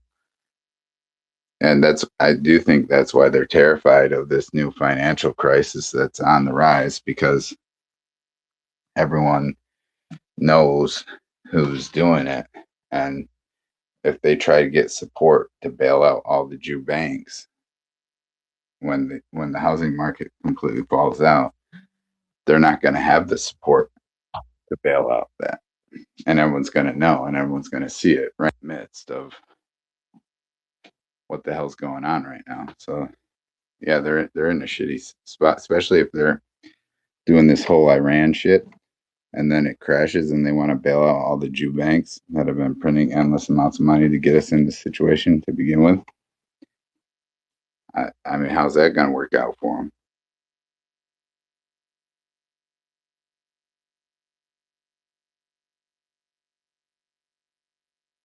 Not too well. I just looked earlier. There's close to as of the first quarter of 2026, 30,000 foreclosures in Florida alone. Well, just under 30,000. Might that not sound like a lot? That's a lot. That's a whole fucking lot. What is it historically, or what's the average historically last couple of years? Oh, I can look it up, but it'll take a second. I'm driving. I mean, I can just tell you when stuff like this is going on, it's definitely going to be way lower than that. It's not going to be no 30,000 in the first quarter.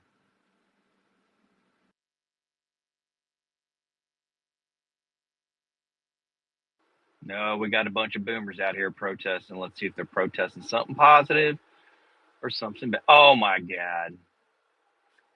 All boomers, about 20 of them. Abolish ICE. Yes, I'm driving by with my middle finger flying. And they're all getting paid to be there. Toby, I mean, either way. Toby, What? I think I'm gonna go look at that. What I do? I think I'm gonna go look at that scooter Saturday, the green one. Do it. Do it. Do it. The monsters are cool, man. No, I'm more no, of a Z, like the. It's a Street Fighter V2. Yeah, do it. The Street Fighter, do it. I like the naked bikes, man. I like the Kawasaki Z1000s. Those are Street Fighters. I thought about getting one like a Z9 or a Z1000. I like the horsepower. I got to have a bigger bike, even though I'm a little guy. You're not a little guy, dude. You're the same size as me.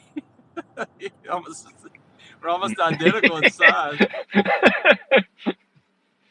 Close. I think you just called me a little guy. Damn it. He's a wee little crayon eater with a little bit of Herman the German bags with him. Yeah, General, did you hear when I said that I sat and watched Overwatch eat an entire bag of Haribo gummy bears that had all melted together in one big block?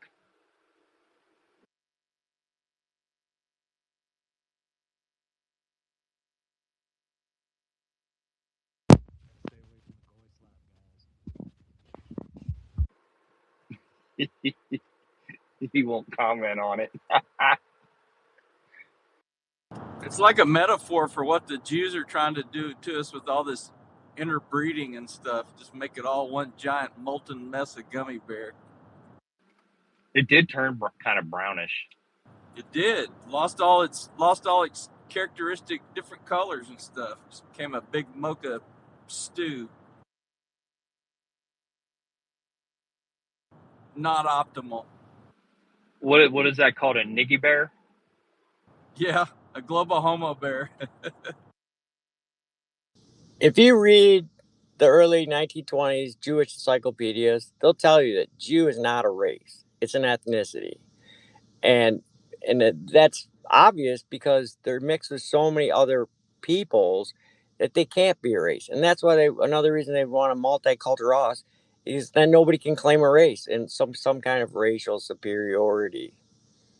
And then they're going to steal our identity as being God's people when we're his children, which, by the way, you can see the difference in the New Testament. Jesus talking, yeah, you might be Abraham's seed because of Esau, but you're not his children, which we are. But anyways, yeah, they're not a race, and they're a they're just a mix of their butts. I mean, they're mongrels. I don't know what you would call them. They're jealous and they want their birthright back, but they ain't getting it. Yeah. I don't ever have to worry about that. I was never taught that way, Mark. I'm Catholic. I was never taught that they're God's kids. They're chosen people, whatever the fuck you want to call them. Yeah, that's really cool because my wife said the same thing. She wasn't Catholic, but her church didn't teach that either. But I've been around plenty of Christians that were all taught that they're God's people or something. And I'm like, It's the Israelites. It's not the Jews. It's the Israelites, the lineage, the bloodline, the Israelites, not the Babylonian bastardized Jews with their Talmudic Babylonian bullshit. exactly. And it also says that we, who are actually the Israelites, would forget our name, but we have a new name, his name, Christian. And it also would say, instead of being called Israelites, we would be called his children. They're the sons of God. So, and aren't we called God's children? Anyways. Christian, Christ's son, maybe. I don't know. Yeah, just to hop in on what you said, Mark. I can elaborate a little bit, but as far as Toby and Overwatch, dude, I don't understand your scooters. I love my R6. I always have. I have like I think I've had 6 over the years. I'm kind of a big guy, but it's Ah, these fucking Yamaha guys coming in here, man. Oh my god. dude, I can whip a fucking R6 around like it's nobody's business. I'm just saying, to Mark, what you were saying, the whole point of the Edomites and the Israelites, and we have to figure all this out. We know who ruled Jerusalem when Christ was born. We know who he was. We know who they call him. They call him the despicable Nazarene, right? They hate this guy. Why? He was a white guy, and you'll hear all these other like takes. Oh, he was Jewish and he did all these things. But I judge a fruit by its tree. You know, did Jesus was a Jew flipping the tables in the temples? You know what I mean? Did he sit with?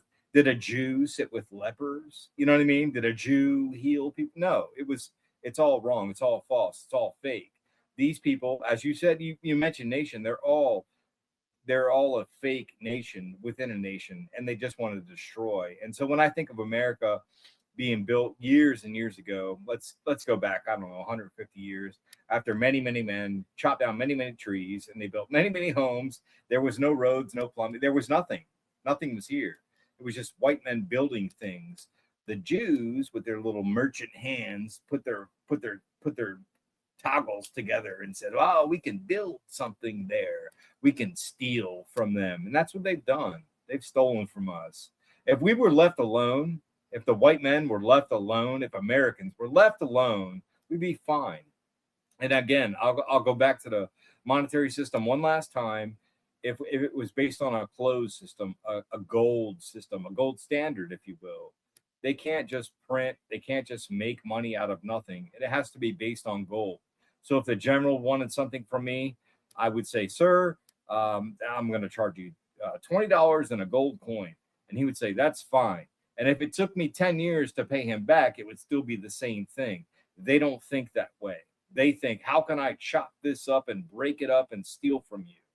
And they do this through property tax. They do it through sales tax and every other fucking tax you can think of. The whole idea of America was to eliminate the fucking Jewish idea. Not the Jews, but the idea. Their whole way of thinking is fucked up. And so we base our idea on God, and they base their idea on a feminine, line where they can just say, "Well, we're gonna, add to this, and we're gonna add more to this, and we're gonna add another baby to this, and we're just gonna keep adding to this."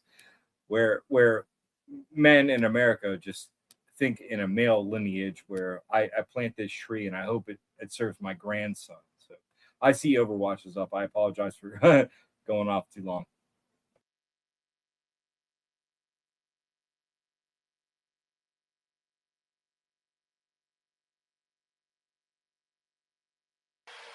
Wasn't a Were bunch you of gonna make fun of him, Overwatch? No, you think there wasn't a bunch of Jews running around when he heard that? An Israelite indeed, in whom there is no guile. He didn't identify. He said, "Oh, here's a good Jew coming here." So obviously, there's a difference between a Jew and an Israelite, because he made the distinction publicly.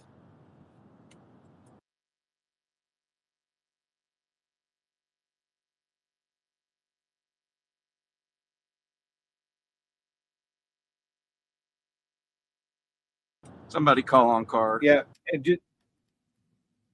just very quickly, you know them by their deeds, and Overwatch literally said that in like fucking 10 words. I don't want anything from Overwatch. If he asked me for help, I'd be happy to help, and I would go there, and I wouldn't expect anything, but I'd probably be offered a meal and maybe even like fill my tank. Maybe, I don't know. Doesn't care. Doesn't matter. But these people fucking expect it. They demand it, and they do it via tax. Just look at how they tax you. Look at how they rob you. They steal you. They are not us. They can never be us, but they are a nation within a nation, and that's how they run around the world, and they've done it for fucking 3,000 years. They're nepotistic assholes who stick to their own, and they don't benefit us in any way. And I'm just saying, if we can expel all of the, even the nons can kind of stay. Like I'd like my toilet cleaned by fucking Javier, but I want these fucking white collar assholes who run the monetary system expelled. I want the whole monetary system gone. I want it based on gold and gold only. And if you can extract some gold in the next 5 years and maybe make a 1 or 2% increase, that's fine. But this whole printing thing has failed, and it's done it many times. I'll kind of land it there because I think Overwatch can hammer me on that. Go ahead, Car.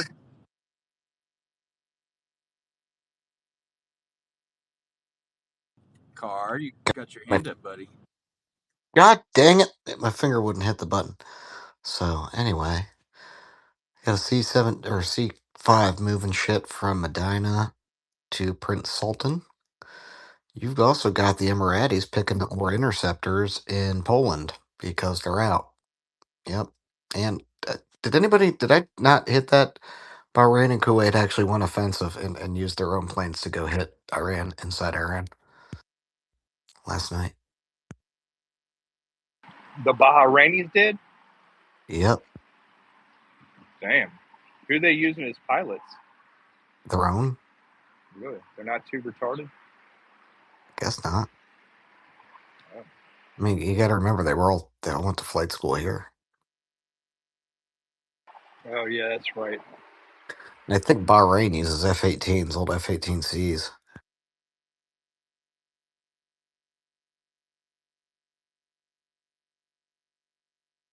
All this military talk. I'm gonna have to stop by and get a fresh box of crayons. Well, Overwatch, it's going to be getting heavy, man. Now you got Iran directly threatening the UK to hit UK soil. If you don't know where RAF Airport is, it's in the UK. You know, Diego's on table too. Anybody helping? Now you got if you've got the Emiratis picking up interceptors in Poland with their own freaking C-17, which is Boeing, or no, sorry, Douglas, old McDonnell, I think, from back in the day, before Boeing bought them, but they're going to Poland. Well, that means Poland's involved too. You know, man, this thing's going to go way out of hand way too quick.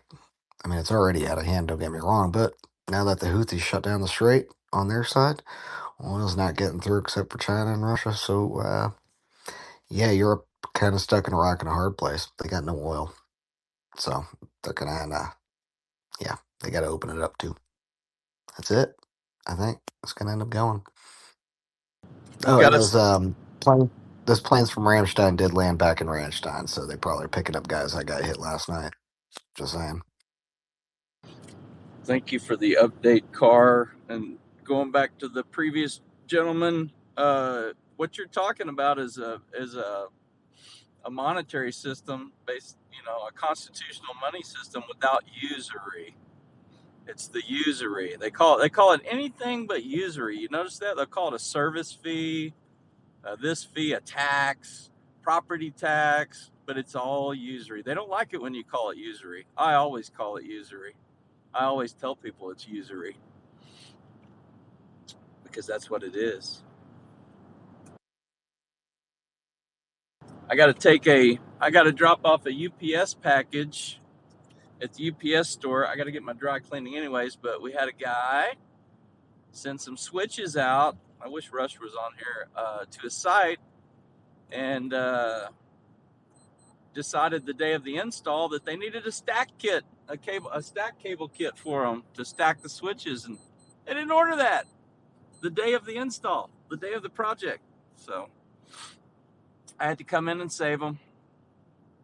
Logistics failure.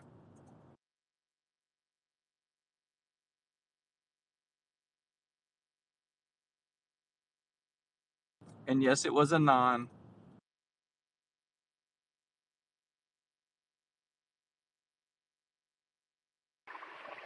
No quarter year payment from Overwatch will most likely be a whole lot of coffee and gummy bears.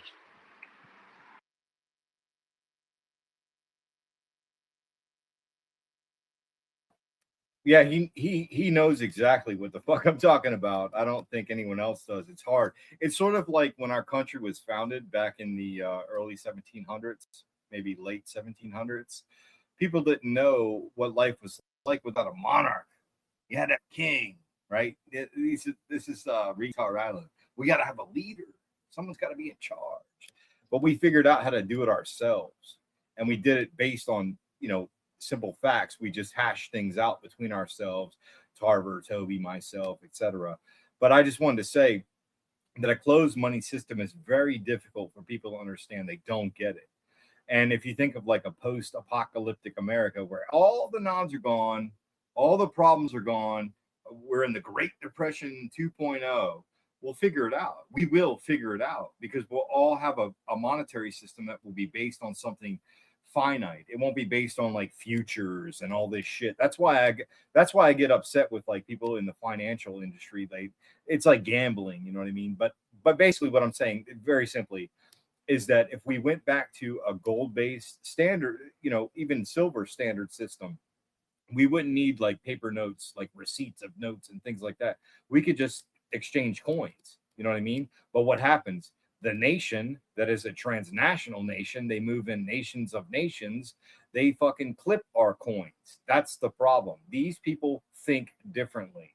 They're not like us. And so that's kind of my point. I just wanted to say what you were saying, Overwatch, is 100% right. It should be called usury.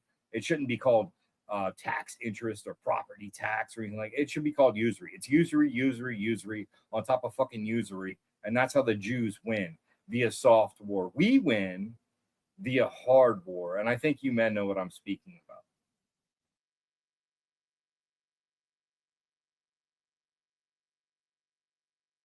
Yep, know exactly what you're talking about.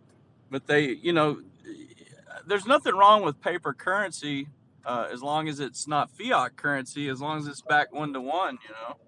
The problem is they start the clipping, and how you handle that is, well, one, you identify them and get them out of your country, and two, when you catch somebody doing that, messing with the currency is the messing with the sovereignty of the country. You execute those people publicly. That's what you do. Every time you find one, you hang them up on something and light them on fire, and you say, "See that poor dumb bastard? Don't do that." And you show the kids too, just like they used to do back in the old days. They used to take them out and have public hangings. They made the kids watch. You see that retard up there? Don't do that shit, son. That's how you handle that.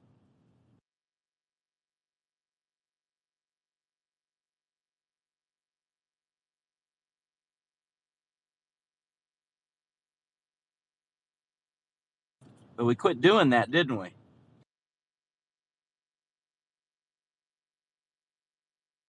Go ahead, Mark. Yeah. So earlier, General asked me what happened to Babylon. I think he was talking about the Babylon that put Israelites into captivity, not the Tower of Babel, which fell thanks to God.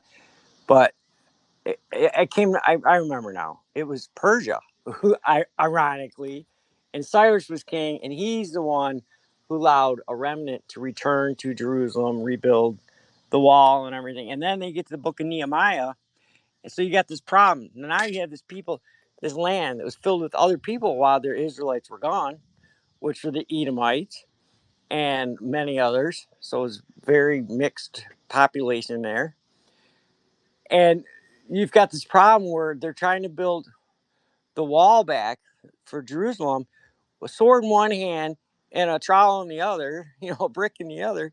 And you've got half breeds and you've got Jews charging usury.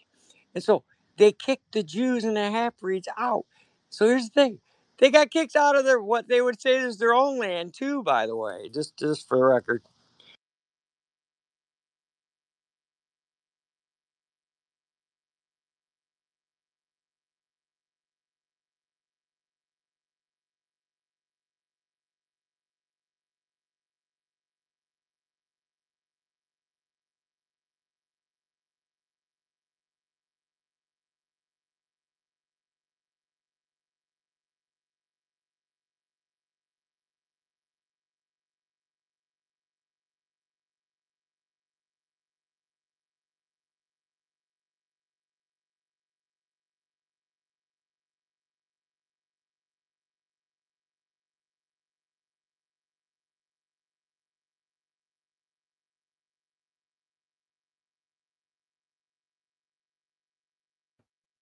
So If why'd they anyone get kicked speaking, out? Everybody loves them.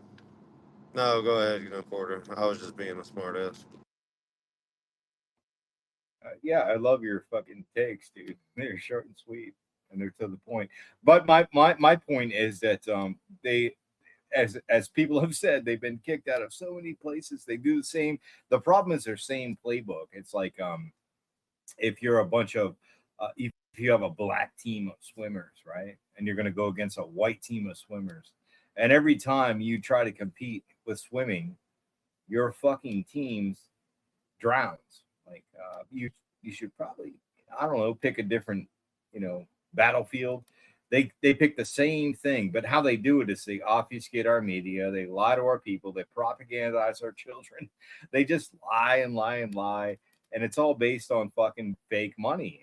It's fake, and Overwatch said usury, and we should probably use that word more and more. We should not use it on Spaces as much as we should in our normal lives. Did you pay a tax today? That's usury. Did you pay um, a property tax? That's usury. I mean, there are certain forms where tax is okay. Tariffs are okay. I don't have a problem with tariffs. I don't have a problem with sales tax. I have a choice. Like, you present me two items. One is this price and one is that price. Each has a different sales tax. I'm going to choose differently. But they focus us into a funnel, and they lie to us, and they cheat, and they steal. And that's my problem. If we had a closed system like we used to have, they can't come in and steal from us. And that's what they've done. They just kill our presidents. They kill our people. Charlie Kirk is the most recent. He's not even a president. But I think we should start thinking more. Like, we should each individually start thinking more of how we could have a closed monetary system where $1 is $1 today, as it is 10 years from now. And maybe it's $1.02, let's say, 10 years from now. But they don't think that way. They think exponentially.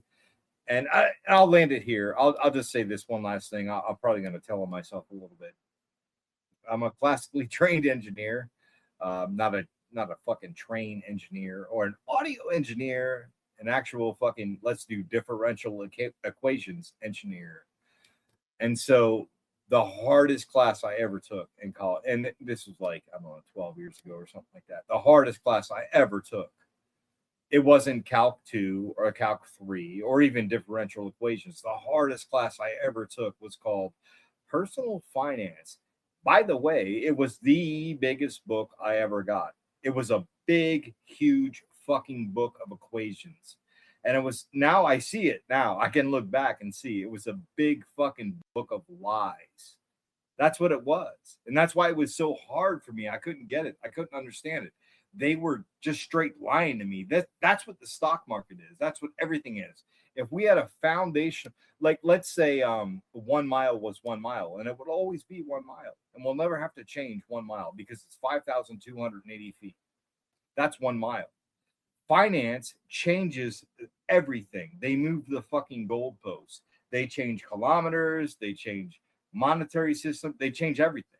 And that's why it's so difficult for people to understand that you actually can have a fucking finite system that doesn't change. And most people don't get it. But when I went through that whole fucking finance book, man, I was so lost. I could tell you like the z-axis problem for most people right now, but I could not explain to you page 2 of the fucking personal finance book I took. So my basic premise here is I'm going to land it here. The whole finance situation is bullshit. It's Jewish. The whole stock market thing is Jewish. The whole your property is valued at this, and so we're gonna change your tax rate. It's all Jewish. If I have this amount of gold and I keep this amount of gold, that's the amount of gold I have, and you can't tax me on it. But they found a way, and it pisses me off. And so I'll kind of land it there. I appreciate the space, guys. You guys are all intelligent people, and I love this. I love this conversation. Thanks again. Come by more often. You gonna come in about our morning space every morning, Monday through Friday? We start at 6 a.m. Eastern Standard Time.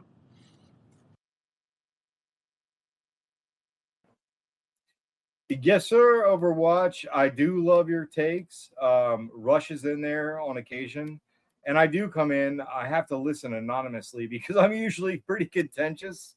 I don't want to fuck up your I don't want to fuck up what you're doing. Your whole project is based and it needs to be the way that it is. I'm more of a shit stirrer. So if you guys have a problem, just DM me and I'll go fix it in sort of a way that I can. But I don't think that I'm beneficial to the EAB morning spaces. That's the only reason I don't participate. However, I do agree with you 100% on what you guys say. Well, the general covers and Rush and a lot of other people cover history. James Sewell, that's like the Paul Harvey, the rest of the story behind a lot of the stuff you don't like. So it's very interesting. So a lot of knowledge sharing going on, and mainly the morning show is mainly for current events and the history associated with it or behind it. So it's good to you don't have to participate. You just listen and learn, and you can chat in the back in the whatever.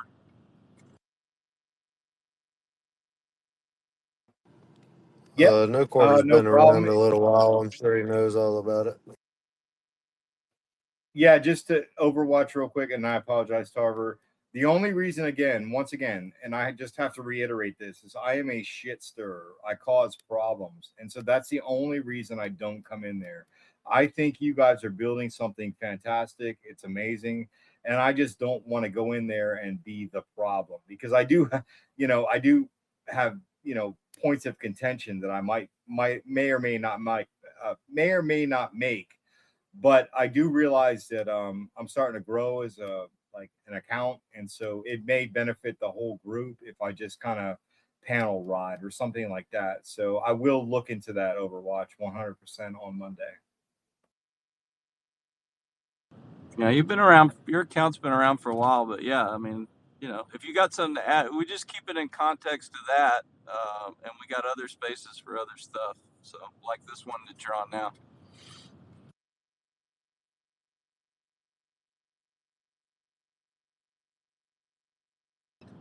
What else is going on, Toby? You think I should play guitar tonight on stage, or should I just set it up? Should I do both? Toby is down in the listeners, or that's where I Yeah, saw him. he dropped. You Yeah, bounced? he said, "Fuck you, Overwatch." He got tired of hearing about your crayons, bro. I don't know. I bet I could rip some good solos off. I'm pretty pissed off about a lot of stuff, so it usually helps translate into some pretty cool improvised solos.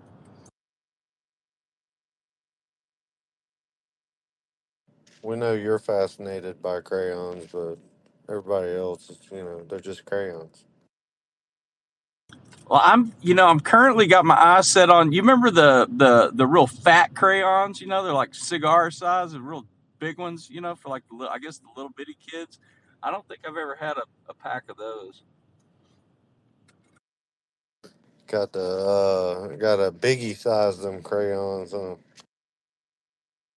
Yeah, but I think they only come in like the 8 or whatever. It's not. They don't have like a 64 pack of the giant ones. You probably need a wheelbarrow to tote it around.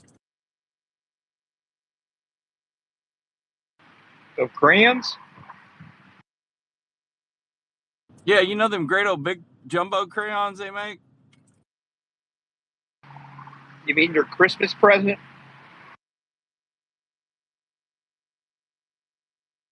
Is that what you're gonna get me for Christmas? The jumbo crayons? Yeah, I'm gonna make it to where you can strap it onto your new bike and you can just ride around with them. I'm gonna send you this Ducati, and you tell me if you think it's a good deal or what I should negotiate. Always negotiate. And come up there wearing holes with shoes in them and baggy pair of jeans that's all ripped up and clothes that haven't been washed in 3 or 4 days. Act all poor and shit. Well, Cash always talks, though, man. Always talks.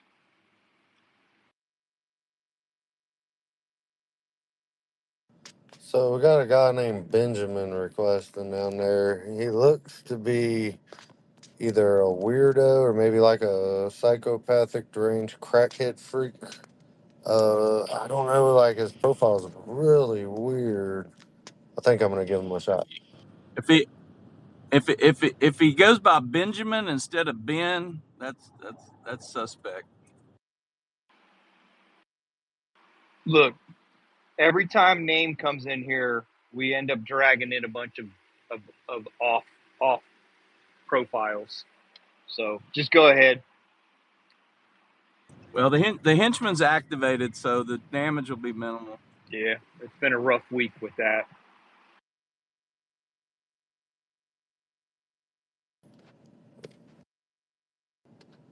He Damn, did he run off? yeah, he dropped from requesting, so I shot him on mic. Yeah, man, they hear me open mic and they're like, "Oh hell no, I'm out of here." He might not have liked being called a psychopathic deranged crackhead freak. Yeah, that probably didn't help things either. Oh shit, Benjamin's back. All right, I just got a one-upper on a Rabbi Shmuley post. There's nobody posting on it, but I said "fuck you, Jew." So I'll be seeing you guys on my third account soon. Ah, may the force be with you, my brother. It's not letting me bring him up. See if you can bring him up. Let me do it.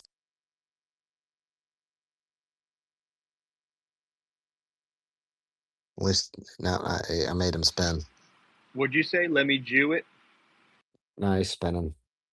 Oh, no, there he is. He's got a speaker. Hey, Benjamin, are you a psychopathic deranged crackhead freak? I try to be. Do you love the That's Jewish the people? correct answer.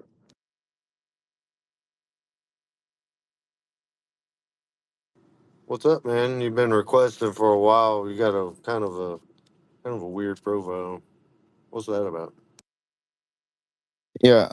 So my name is like Benjamin. My middle name's Nathaniel, and I've looked up why like Benjamin Netanyahu and Benjamin Nathaniel are the same name, except the end of it. It's like uh, mine would be like son of the right hand that uh the gods have given, and his name would be son of the right hand that God has given, but the specific God, like their God. And I think that we have a common ancestor somewhere, which disproves.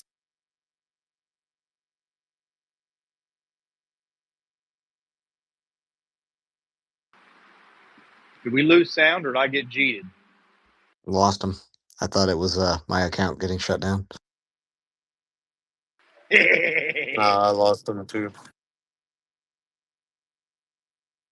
Benjamin, your sound cut out, brother. Yeah, I don't know if you can hear it. If you can hear us, you need to recycle. That means drop from speaker or drop out of the space and come back in.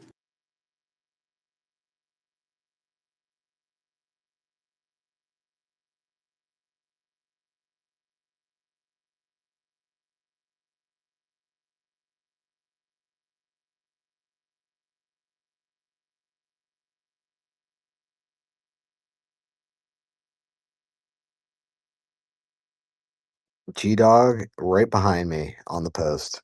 Nice. He comes across marked as spam though.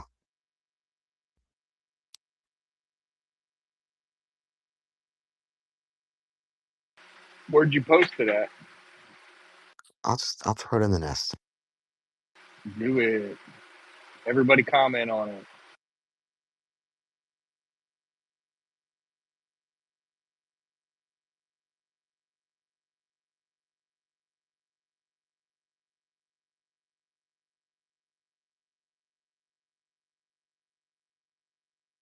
And if you would like, I also placed the Google Map images and the map and the storefront of his dildo shop, Kosher Sex in Tel Aviv.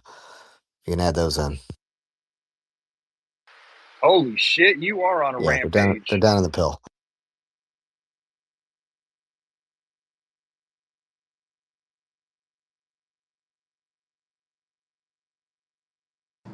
Car's ready to cancel this account.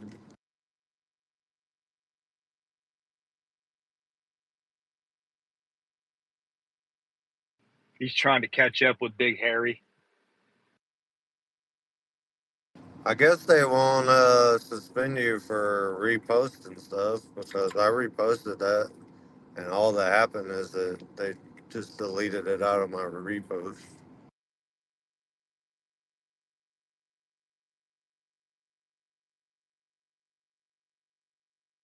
Yeah, I didn't see it in my reposts either.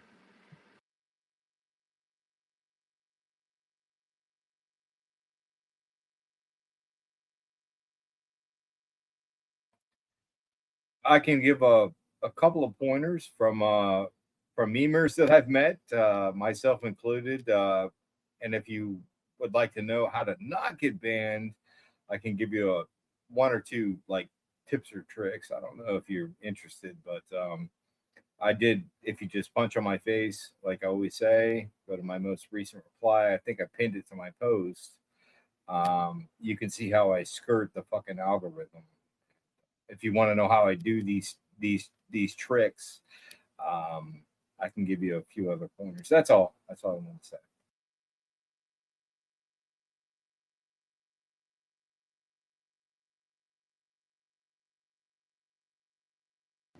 I think Carr knows how to be tactful with his language. He just has a micro fuse, as one of the ladies pointed out.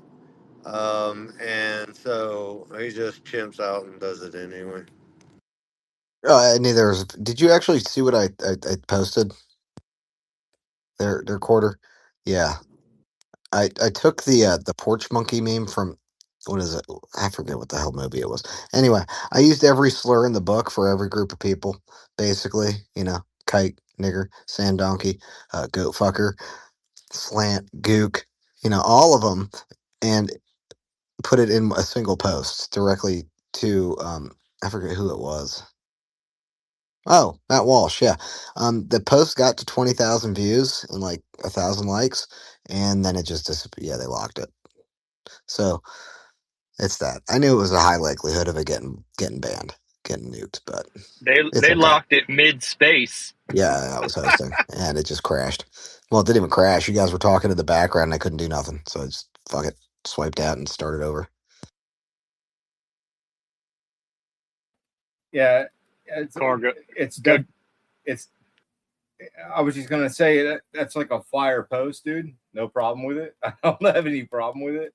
But what I figured out, I'm on my fourth account now, and I was up to like 5,000 on my last one. But the best way to do it is to not just type it out, and you typed it out, which is fine.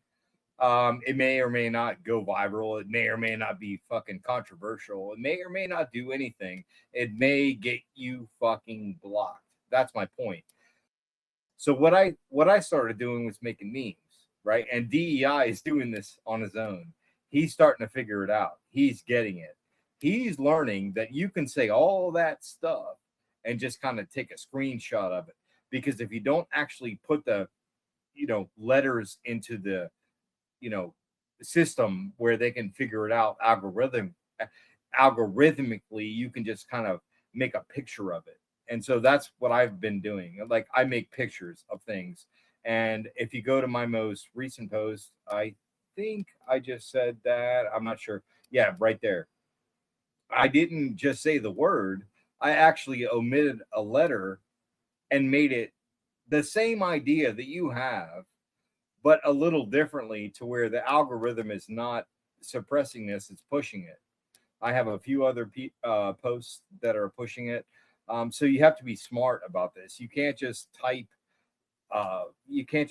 letters into X because they're going to get you. They're going to come after you. You can't say, oh, shit, skins and niggers. And if you think they're coming after X spaces, that's stupid. They're not doing that unless you're huge, like Truth Teller or some retards. But you have to think a little bit differently. So if you want to, one of the best things I found actually recently is you don't have to make a meme. You can just have a picture. And if you put the right words to the picture, it'll fucking fly. Like I had 450,000. If you go to my highlights, you'll see it on something that I just put together very quickly. But the last thing you want to do, and I'm just saying this as from my experience. I talk with Rothmas, Maria Isabella, Steve Inman, all these people. Like, we all know how to fucking defeat the algorithm. Is you just don't type words. You have to put a picture to it and then make it tactfully. And if you want to say something like, "Oh, he was a nigger," you have to put it in the actual meme. And then what I did was, like, I omitted the word "I," and so out the AI can't figure it out. They can't figure it out. And so you just have to be, kind of like crucial and critical in how you do these things. But I don't know. I don't know what you guys want. I don't know what the goal is. Me personally, I just want to save my fucking country. So I'm trying to do it tactfully. I'm probably way off.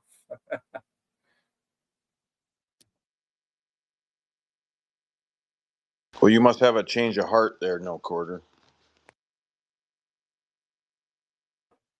In what way? Well, when you first started coming to our space, you tried to tell us that John Church wasn't an American. That's all. I accept that, dude. I 100% accept that, and I agree. Way back then, and even today, he doesn't sound like an American. Like, the best I can give that guy is Hey, like an Australian. let me jump in. Let me jump in real quick. I gotta go in the store. So Toby and Car, y'all got this. If anything gets out of hand. All right, I'm trying. Yep. Hey, Carr, real quick, man, go to that post or that comment section you did on Shmuley's and check out what I did. No, but anyways, no quarter. I mean, I'm not. It's all good. You know, you get along with John now, but yeah, I mean, we all have accents, and he did come from another country, but it states in the 1790 Naturalization Act that to be an American, you need to be a free white person of good moral character for 2 years or more. And you need to come from European descent, and John does. Just like our forefathers, or just like our grandfathers and grandmothers came over. They came over, they left everything behind, and they became an American after 2 years. So John is an American. That's all I'm going to tell you. Yeah, I don't disagree. As a matter of fact, I went at you kind of hard when I first met you, and he sounded Australian, and he still does to me. But yeah, he's an American, no doubt. 100% agree. I don't think he's trying to ruin our country or trying to, like, do anything wrong. He's just like yeah. No, he's definitely not trying. He's definitely not trying to ruin our country. And I mean, people give me shit for my accent. I mean, Tarver tells me every fucking time I jump on the panel in the morning, "Oh, there's the fucking gay Canadian." You know, I'm not. I'm not gay, and I'm not a Canadian, but You it's betcha. it's funny. So yeah, I Yeah, mean, I love lighten John, up a dude. little bit. Yeah, Yeah, good. I didn't get him. I didn't get him at first. I thought he was like an Australian, but I'm just saying he is definitely an American according to the 1790 Naturalization Act. He's fine, but he just kind of comes across to me as a foreigner, and I don't know what it is. It's in my body. Like, I know Tarver, you're an American. I know Toby, you're an American. I know your voices. You're all Americans. He just sounds different to me. That's all. And so I Well, understand he's not that guy. but you have to Go ahead. remember. You have to remember, no quarter. He's his first generation of the being in the United States. So just like our grandfathers and grandmothers came over with accents, and they had to, we had to change, and now we have different accents from different states all over the country. So maybe when you know when his grandkids are the 5th generation, they won't have his accent. You get what I'm saying? 100%, dude. I was trying to explain to you, like, I was initially offended, but I understand what he's trying to do, and I'll say this in a different way. Forget all the fucking foundational documents, forget the Constitution, forget all that. He came here as quote unquote an American, and he's trying to help other Americans. He's trying to help people get homes. He's trying to help people buy land. He's trying to be the actual American that our founding fathers spoke about. That's what made me think he was an American. Initially, I was like, this is a fucking prison colony person from Australia. But I love John Church and I love Harrison and all the other guys in the EA Tavern. They have all grown on me, but they're all different. We are all different. We are all different Americans, and we have to kind of find our own way. But yeah, John Church, 100%. I give my life for him, no doubt. And I just want to say the last thing with regards to this is if he didn't help other people or put forth his information and ideas to help other people, I would think he was just another fucking Indian scammer like Vivek. We have to expel all these fucking Browns. In my opinion, I could be wrong. Most people will disagree. But we have to expel all these people, the Somalians. They're trying to erode our Bill of Rights, and we built this. And I think John stands for that, and I stand for John. So I'll land it there. Yeah, I'm just an asshole who likes to start fights with Warmonger about Subarus. It's a superior working vehicle, and you will acknowledge it, Toby. Fine, it's a good vehicle that all the lesbians drive.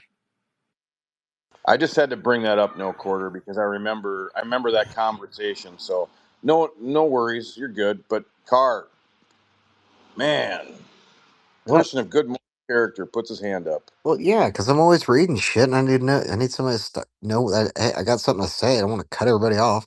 No quarter, I tagged you in what I posted, so you can just read it. It's kind of cut off because I didn't get the whole thing. Yeah, what the fuck is that gross thing? Yeah, it's like 4'11", 300 pounds. Gross. Anyway, walking up the street from the hospital. It's gross. Um, yeah, lots of. I know. Lots of planes taking off, fuelers and stuff. It's fun. And Saudis did end up hitting the Yemeni port down there, so that's going. Um, Bahrain, UAE got attacked again. That's going. Um, and I think Kuwait. So lots of stuff going on, man.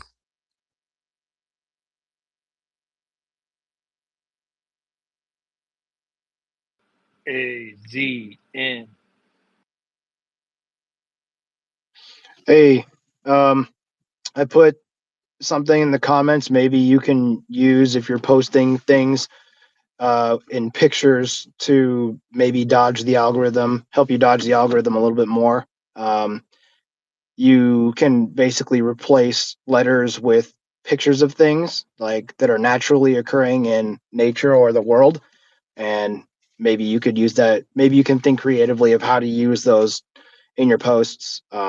I just thought of that. But question: has the NDAA and Section 319 been voted on yet in the Senate? No.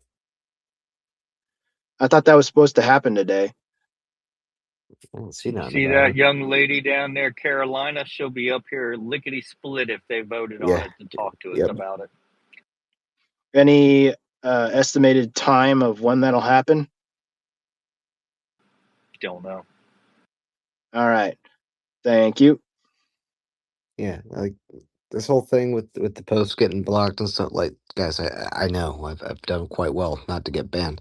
This was fully I don't give a fuck. It all needs to be said in forward, so it can be searched and it can get hit. Like it's doesn't bother me, man, at all. I knew the risk. I accepted it. I'm surprised it got 20,000 before it got nuked. I thought it was gonna be way sooner than that. They're getting me right now because I commented on your shit, Carr. But No Quarter, I Don't sent you a comment on the message. shit.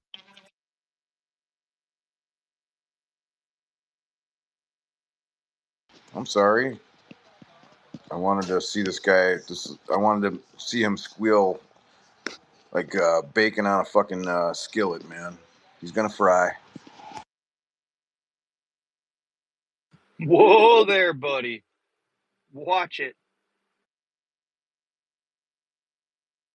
Well, he's got to be on fire right now with the comments. I mean, I didn't mean literally he's gonna fry.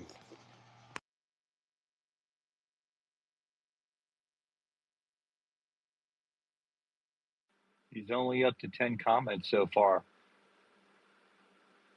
There's almost 60 of us in here. Why isn't there 60 comments in Shmuley's thing? Come on, guys. Well, maybe you have some Shmuley fans down there. Who the hell likes the little Jew leprechaun?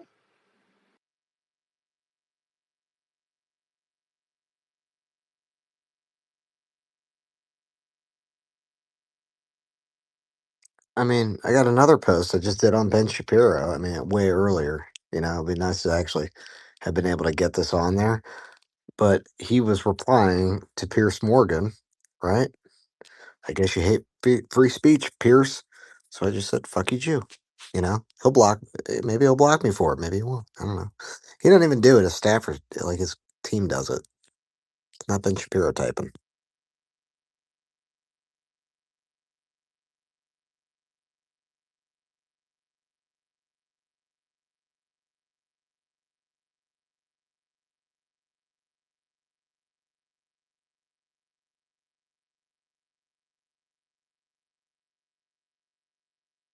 And fine Lil's Haribo gummy bears. Or Herman the Germans.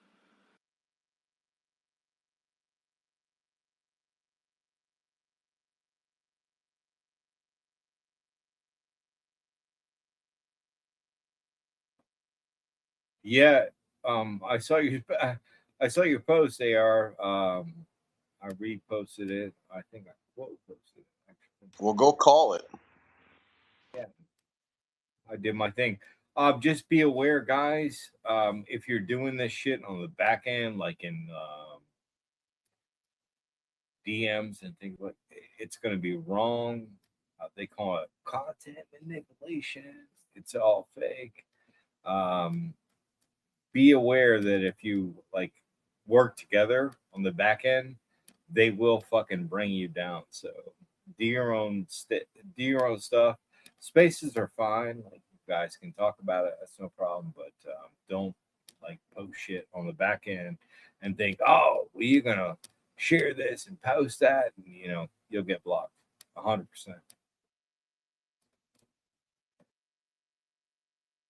Well, they don't like us talking about this stuff on these spaces. That's why Overwatch in general and Rush, they have issues in the morning.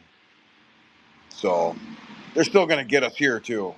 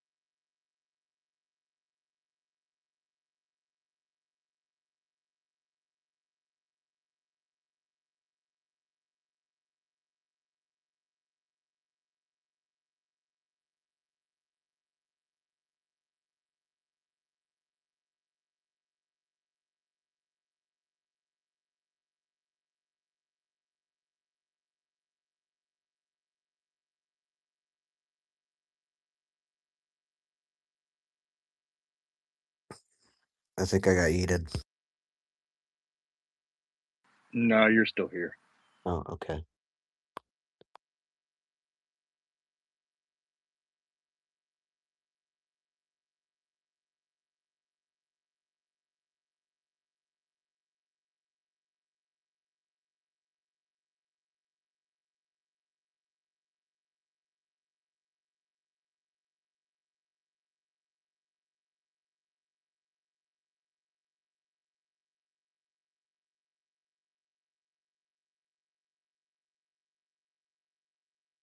It's so nice out right now. I'm gonna sit out here on the front porch and just hang out with you guys.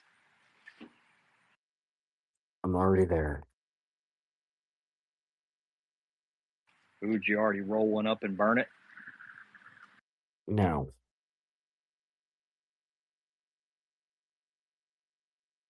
Trying to stretch my back out and I can't. I popped. That's why I had to quit. That's really what happened. Turn too fast and something goes out of line. What are you laughing at, Barry? Because he's already experienced this and he's laughing at the young kid coming into age saying, haha, faggot, I've been there, done that. Enjoy it. It only gets worse from here. Probably. I mean, my L3, 4, and 5 are fucked.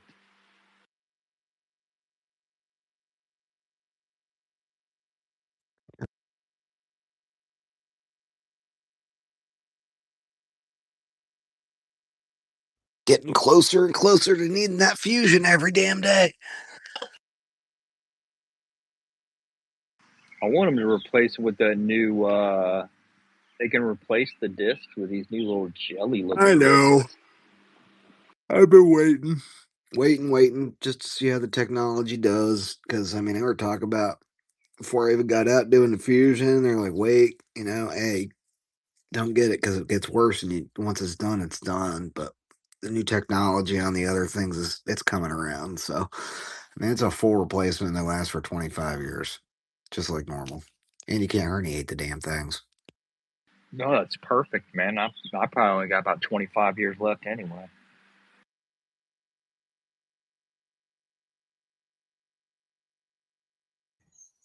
Yeah, I'll tell you a little trick that worked for me anyway. You get those big, I guess they call them bonsai balls that they're usually in the gym. They're really big. And I used to lay on that and put pressure on it, lay on your belly and just roll it to the area where your lower back is, and give it as much pressure as you can.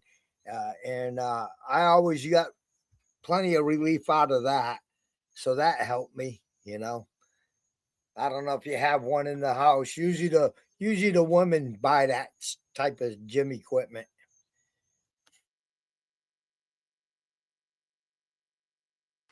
I hang upside down on the immersion table with ice. Man, the VA gave me one of them traction machines and everything. And I just don't even use it. Doesn't do enough.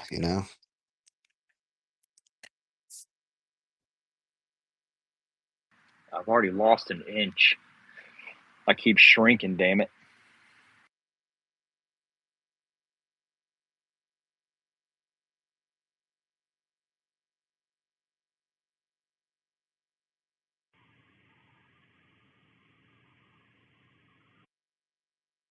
But if I could get some guns like Barry's got, I wouldn't worry about being short. I'd have some big ass arms.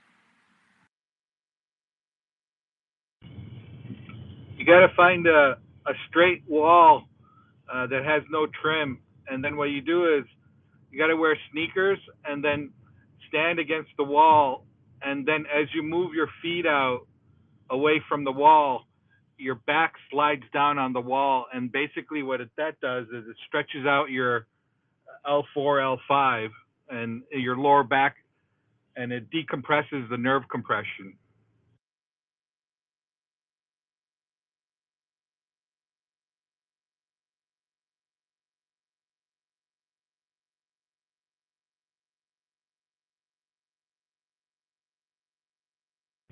Essentially like a fetal position. but you're using the traction on your sneakers so your feet don't push out and your back stretches out. I'll give it a whirl, Blade Runner, because I'm always in pain. I just ignore it most of the time. No, that maneuver helps me a lot, especially if I'm been out in the woods for too long. My back starts acting up, and then once I do that for a few minutes, it really decompresses.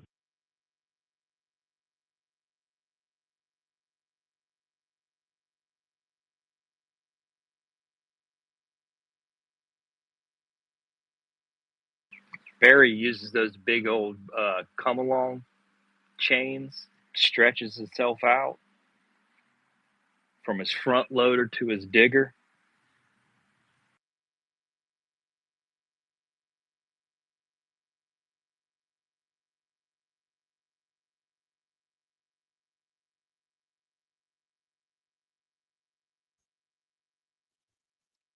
I'll tell you another one that worked pretty good is if you can bring up your legs and you can wrap your arms around your legs and kind of rock, and get those vertebrae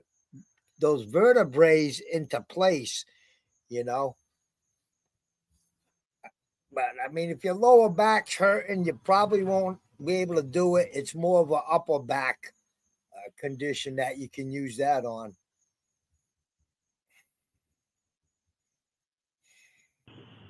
One of the gyms I'm a member, have membership with, they have a climbing wall. So what I do is I hang from the wall with my arms, and that kind of stretches out things too. Yeah, that's always a good one to do.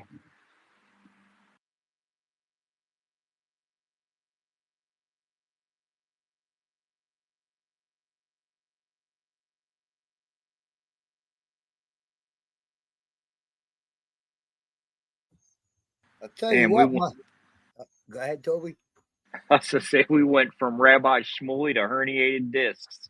What the hell's wrong with us? Oh, shit. Well, I tell you what, I ordered some of that MOS there, that stuff from Tractor Supply for horses, and the application I was going to use didn't come in, and it's been like 3 weeks with my foot seemed like it had gout or something, but it's gone away, and I still haven't got the medicine. It's like today I feel about 80% better on my foot. I can damn walk now. But yeah, went from the back to the foot.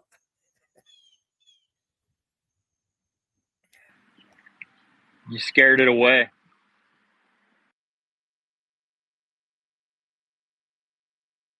Just let Colleen yell at your foot. It'll go away.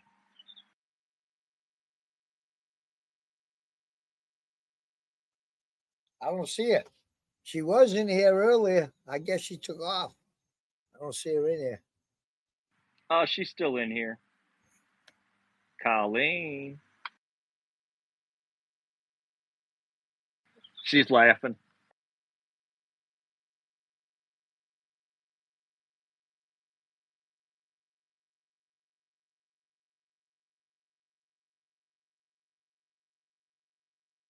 Yeah, I can't use heat. Everyone's like, oh, you got to heat it up. No, I ice it. Take all the swelling down.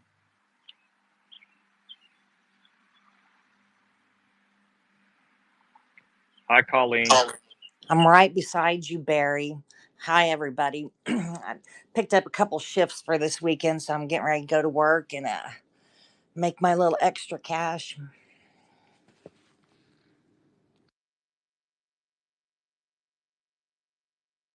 You better. You were off for a while there. Yeah, I'm going to make up for it. Go whip those beaners into shape over at Amazon.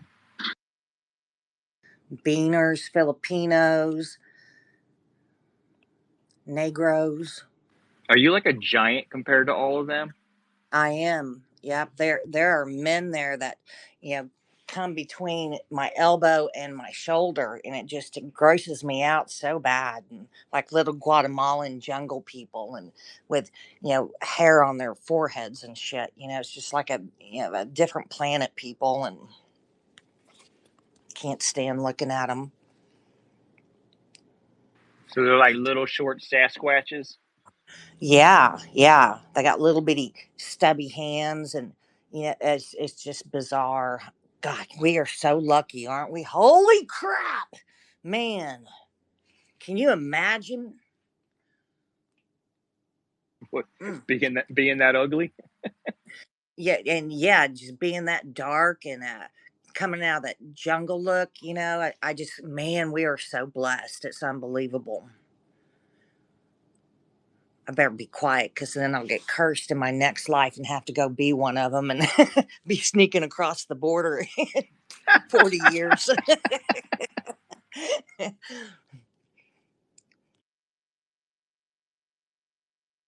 You'd be down there wearing banana leaves.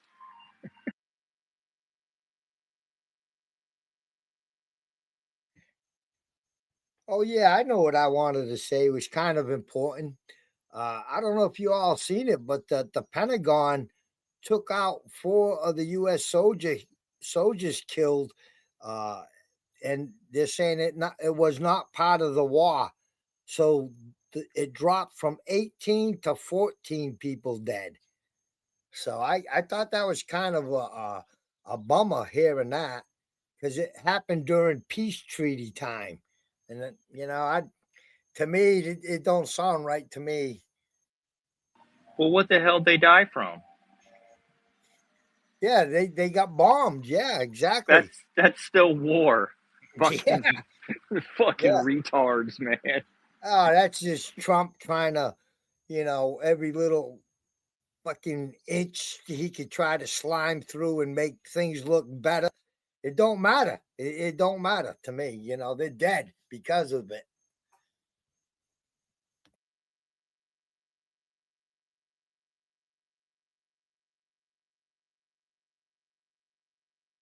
Well, they said it's an operation. An operation's still an operation. Even if there's a peace treaty, they're still operating.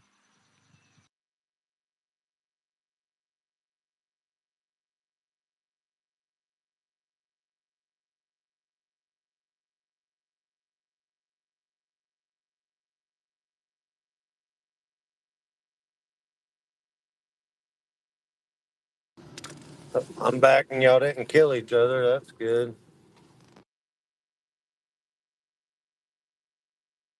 No, we even brought Colleen up.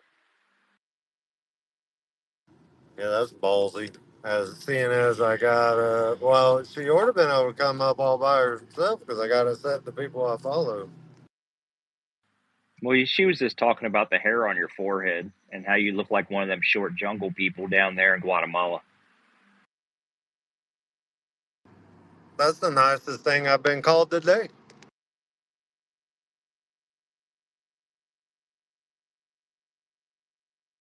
You remind me of Kevin Hart, Tarver. What'd you say? Hey, Colleen.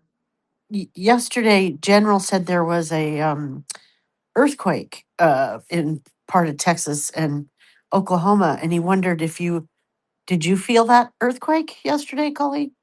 I thought I felt a little shiver, but Oklahoma has more earthquakes than anywhere else in the country. And so I've only felt one really bad one here, and that was about 15 years ago, to where I thought, the hotel we were in was going to collapse. It was scary. But yeah, they happen here all the time. But yeah, I didn't feel anything. I thought I felt a small vibration, but I figured it was just a big truck going by or something. And but yeah, it was no big deal here, not in my area anyway. Hey, and I want to tell you this. Don't let any of these guys give you too much of a hard time. Because when you're not around for a day or two, all they do is wonder about Colleen and where she is and how she is and has anybody seen Colleen. So don't let them pull your leg. Well, I know when I need to lay low for a couple days, right, Car? So, Wait, you mean Yeah, like when you go on a bender? Yeah, absolutely. That shit annoys the I hell out of me. know, I know. I've been really good though for the past week and a half, but you know, with the work I've been doing, it stresses my voice out so bad breathing in that greasy air from the wheels, and so I just don't talk. And you know, and then I'm just so burned out on my feed here. Everything, yeah, I'm just so stinking grossed out by our government. There's nothing good except for the puppies and the little kittens that come across the feed. Everything else is so negative, and I get burned out these days on X, and just I hate it. It's just everything's so bad, and I have to back away from it and go watch old movies on Tubi instead, which you know makes me happy. And so, but thank you, Deb, for that. Yeah, I got a couple DMs from people. It's like, man, people are worried about you. Where you been? And I'm like, just taking a break.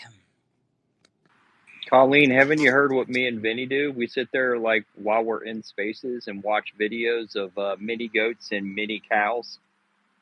No, I didn't know you do that, but yeah, I love Yeah. all the animal videos. Man, they make me so happy. And what I think it was Overwatch today saying, get, you know, if you've got land, get a bunch of pygmy goats. And I'm like, man, I'd love to do that.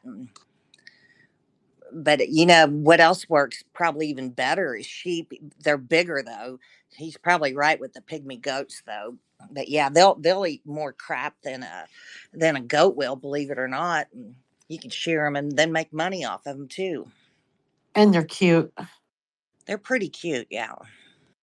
I wish they would mini those up. And they taste good. Man, Stop it. you're right about that. So does goat. I'm not as fond of goat. I was in a class at the university with this girl from, I think she was from Peru, and she wore this like goat leather jacket every day. She sat by me, and she smelled like the goat that I had when I was a kid that I put through 4-H. And I just couldn't get over that. She couldn't smell that on her. Goats smell very weird. Even there, I can't eat their cheese or anything.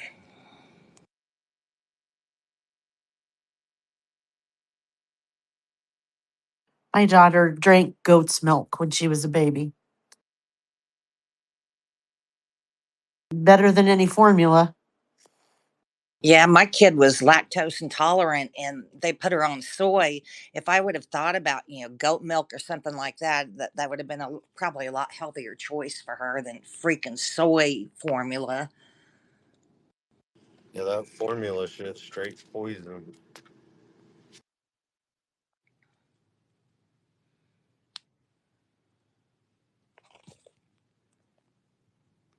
Definitely criminal what they're doing to our babies. Colleen, your mic's open. Oh, sorry. Okay, I'm going to go ahead and drop down because I'm getting ready to take off and talk to you guys later. And girls. Have a good weekend. Thank you. You too, girl. Later, Colleen. I'm glad you're still alive. I am. So, I think she's blushing. That was the sweetest thing How the hell anybody's would you ever said know? to her. You got X-ray vision. You got binocular You eyes. can hear You it got in her telescope eyes. voice. She was blushing. That was sweet.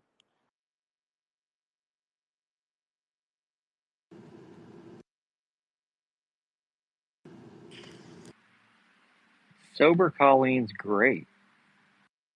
Love her.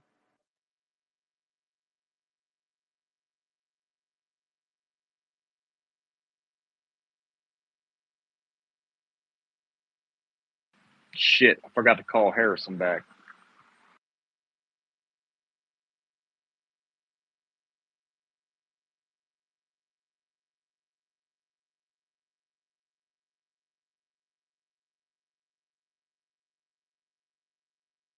Go call him back. Well, I will as soon as I get situated. I just got home.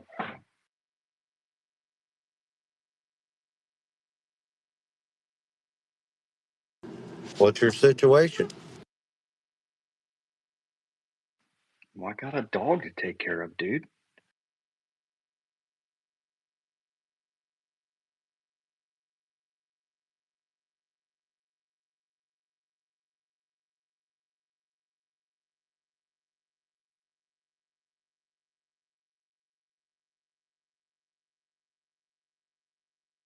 Man, with this new Trump fallen video collapsing on the ground, man. I think he's gonna pull the trigger sooner than I was thinking. Now, Tara, I did meant to mention that I did not thank today, because I'm stupid. It's Shabbat, and that means the Israelis can't enjoy it too. Thought Shabbat was on Saturday. Friday night through Saturday night. Ah, it's a, no, it's a 24-hour period, right? So it'd be through what time was it? Start at like 12 and end at 12 or something. Stars.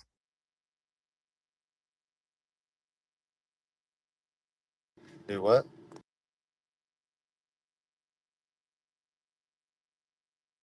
Sundown. Yeah. Shabbat shalom, daddy's home.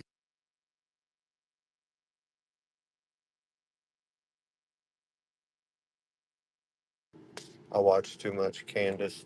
I might drop out.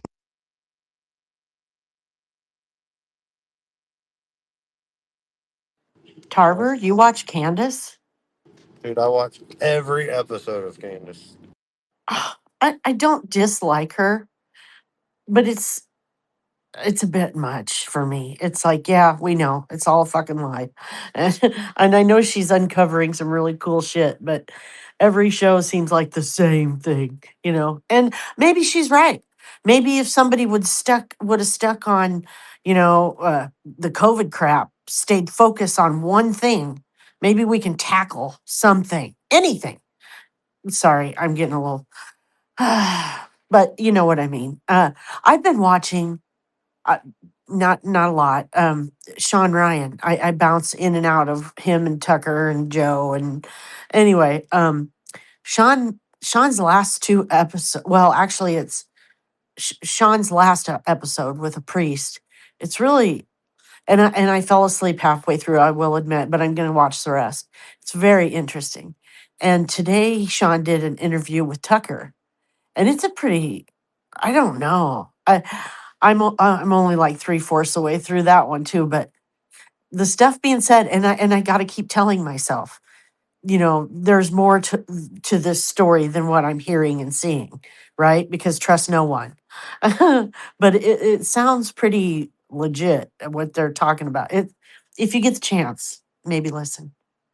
Oh, I definitely plan on watching the Sean and Tucker. I watched the whole like 4+ hours of Sean Ryan and Candace. That was a banger to me. Yeah, I tried. I couldn't get through it all. I forgot. I forgot that I fell asleep and was going to watch the rest. Yeah, some of it's kind of boring, but there's some really good shit. Like they'll be talking about her past and crap like that. And honestly, I don't give a shit. But then when they go into talking about like real shit and current events, they do it like back and forth the whole interview. So it's not like one section and you can just get to another section. So um, you know, when they started talking about the real stuff, man, they were going hard.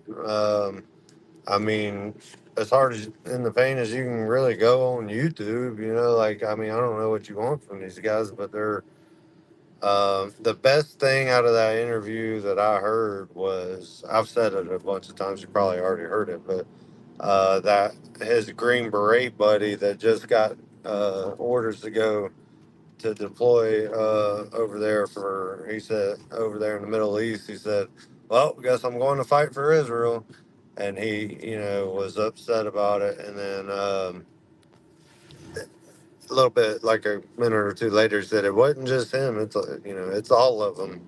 And so if we got the tier 1 operators that are waking up for real, then I'm not worried about the whole police state on our soil or whatever, where they're like gonna be locking Americans up for all this crazy shit. If we got the tier 1 operators on our side, Uh, I'm pretty confident.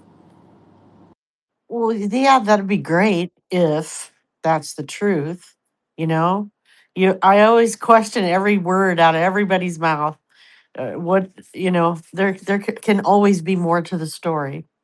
Yeah, I don't trust all of what nobody says. I don't trust all of what the general says. The closest person that comes to almost in full agreement with is Rush, and I don't trust everything that he says. It's it is what it is, bro. You're gonna disagree on some stuff. That's how much of what they're saying aligns with what you believe and what you think should be being said.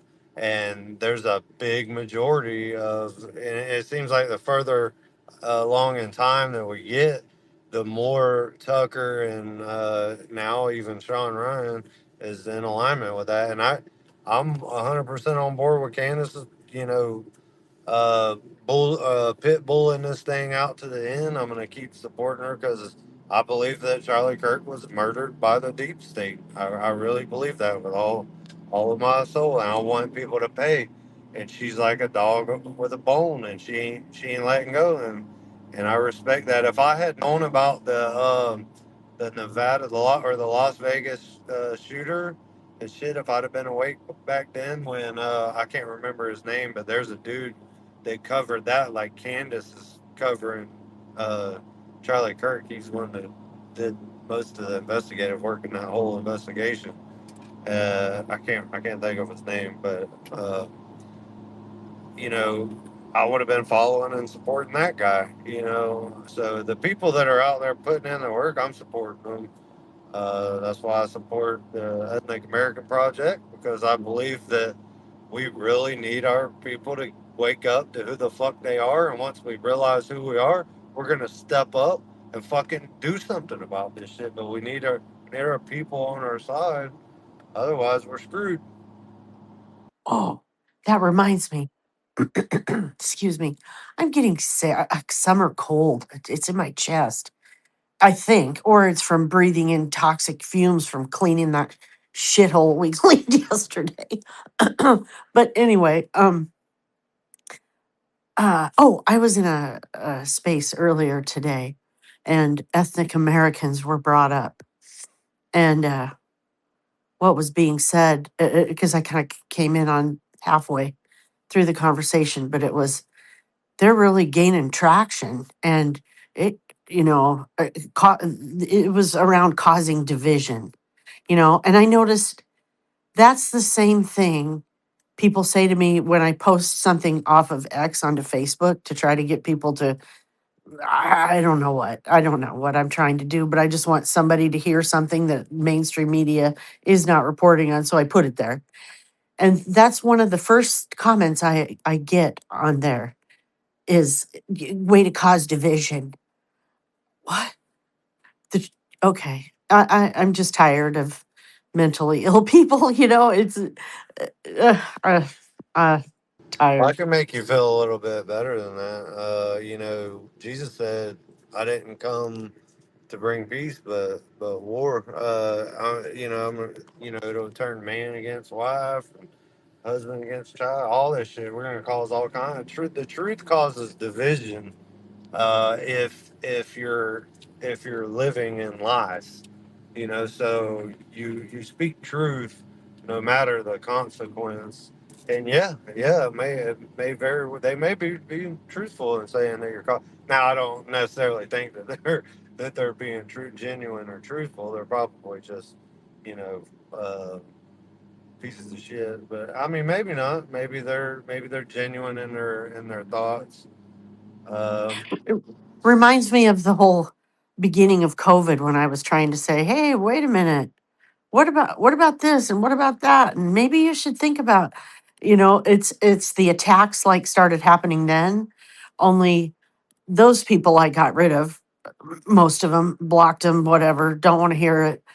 This is the whole line of people that supported that type of thinking.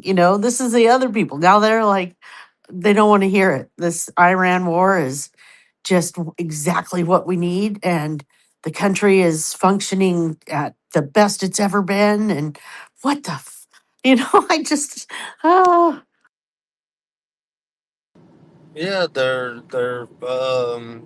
snowed, and the worse shit gets, the more they're gonna wake up. Just like the people that ain't lived around the nons. They still think it's okay that we're being invaded, and oh yeah. that's just how it is. Until it comes to your doorstep, you don't pay attention to it. I mean, kind of human nature, I think. Yeah. And I think about that often, Tarver, because I think about how big the United States is and what that would have to look like for the people that haven't been exposed to it to be exposed to it. Our country would have to be just packed full of, I don't even know how many, just so people can wake up. By then, it's too late. You know, by then we're really I fucked. disagree that it's too late when that happens. There's instances in history.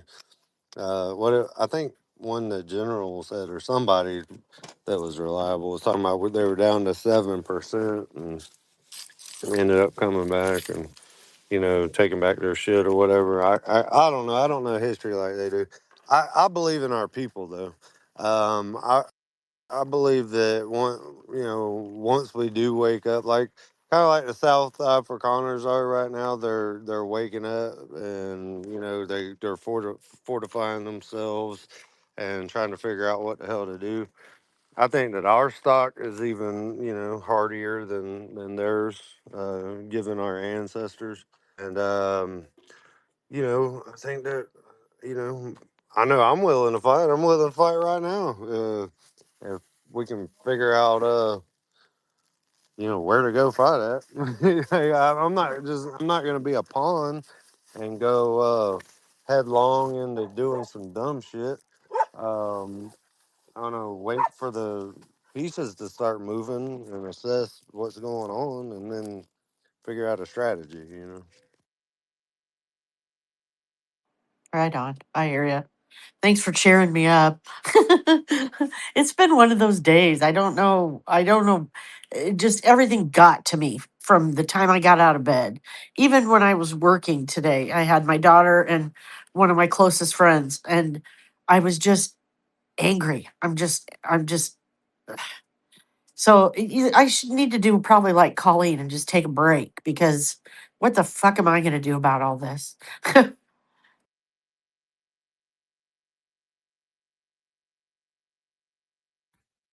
You're going to educate the people, Deb. That's what we do.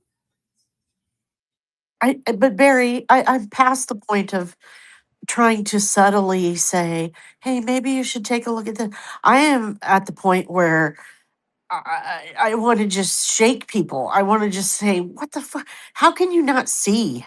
How and the ignorance is dragging the rest of us along. And it's there's no excuse. There's no excuse, not anymore. Well, I mean, I know what you mean. I argue with my childhood friend. He lives out in Florida now, and he's like, "Wow, Trump's the best president I ever had," and he closed the border. I never hear you say anything good. I said, "Look, I voted for him. He's supposed to close the border. What? What am I supposed to give him a pat on the back for doing his job?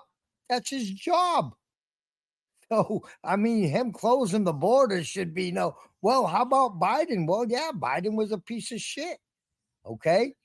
But that don't mean just because Trump's doing his job, I have to, pat him on the back for doing his job. Jesus, that's why I voted for him. I mean, come on. That's what a president's job is, to secure our borders. I mean, to give him anything extra, no. He secures the borders and then he brings in the H-1B visas, you know.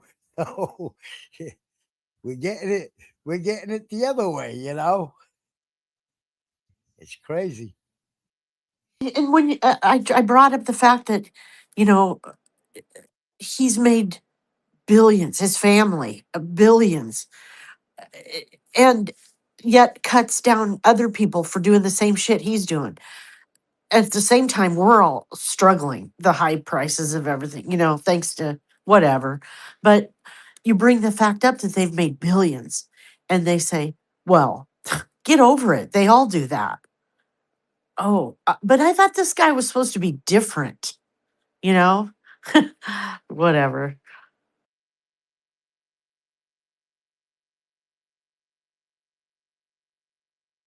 And I wonder if that video is true of him falling down or whatever, because he kind of folded.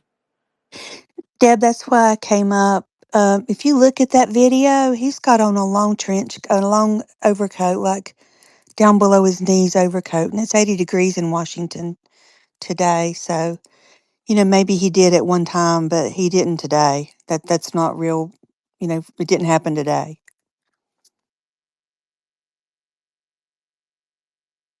Or in my opinion, it didn't. I wouldn't think that, an 80-year-old man would wear a coat in sweltering DC because that's one of the hottest places. I hate DC in the summer. That was the first thing that, I saw was that long coat. Good catch. Thanks. But the people putting it out sure are making it seem like a big deal, aren't they?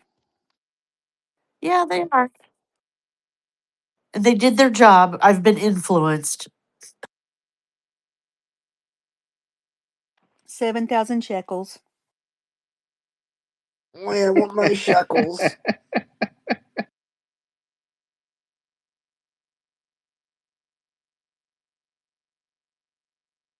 Oh, you said shekels. I'm gonna go count my shekels right now to make sure they're all there.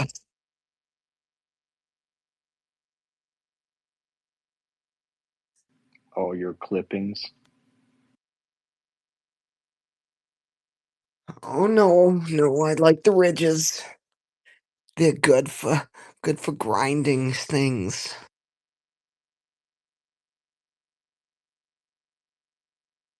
Please never say grinding things like that again.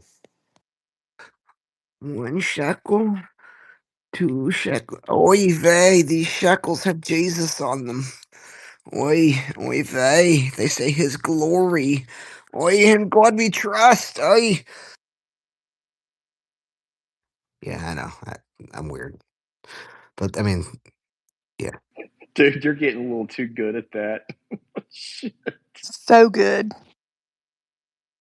Well, that's what happens when you have 21 shekels in your hand.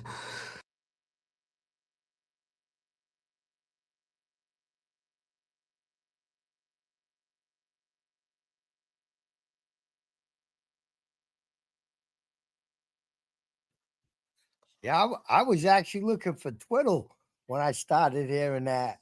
I'm like, I don't see Twiddle up here. Who the hell's talking? I did too.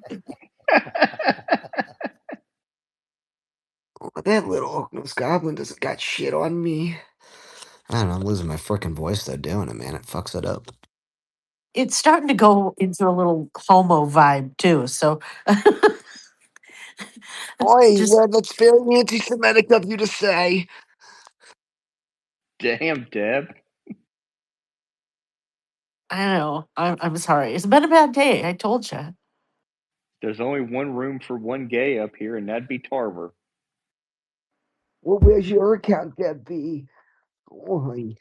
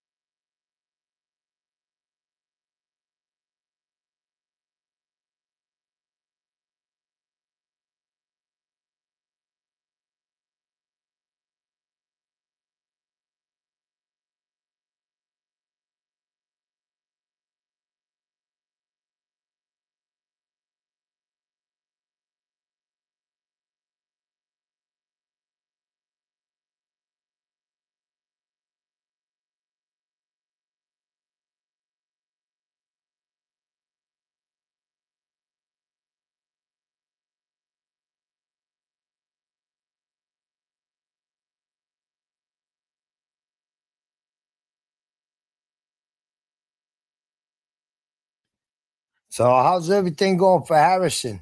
You get the his vehicle fixed? No, not yet. I gotta call him and see what he's gonna do about it. See if he's gonna stay there or be a couch surfer here working.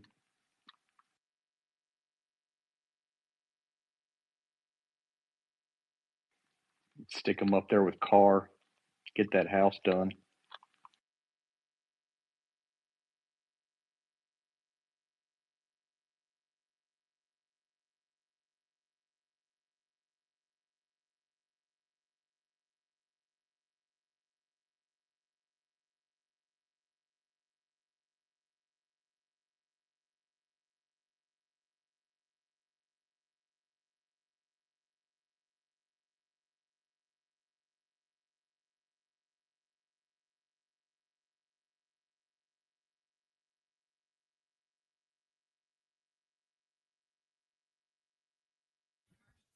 I don't know, Caroline. You still have your hand up. I don't know if you wanted to say something. Me, Barry. I don't have my hand up anymore. It's just showing it. She's throwing a Roman. I'm doing a Hitler salute.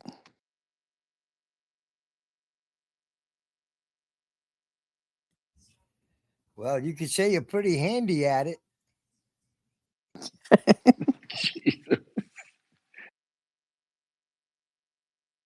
You're the best at those one-liners. You are so good. Every time he does that.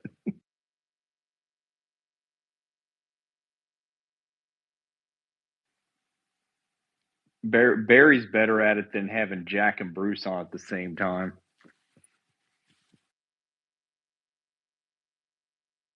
Whoa, no. Bruce is one of my favorites. Bruce is good at it for sure. So's Jack. That's why I like having them up there.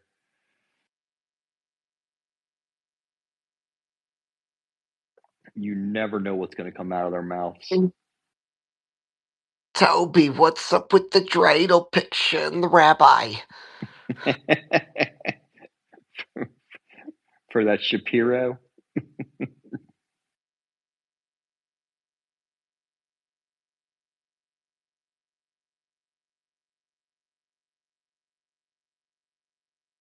I can only do it after I smoked a pack and a half of cigarettes. Honestly, that's the only time because my voice is already raspy enough. But it's like a very short-lived experience because the phlegm starts coming up.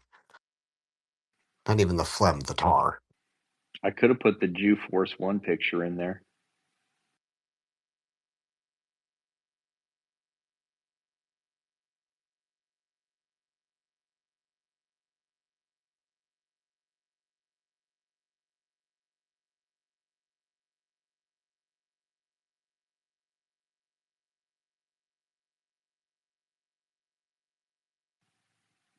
We need to Jewify the Teenage Mutant Ninja Turtles as a meme.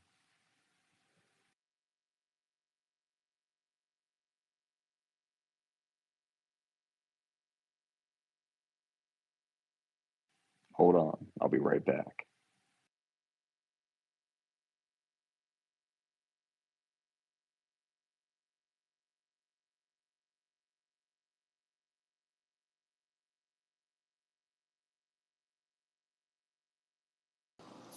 Alrighty, I'm fitting to make the switch to Wi-Fi. Hopefully it sticks around.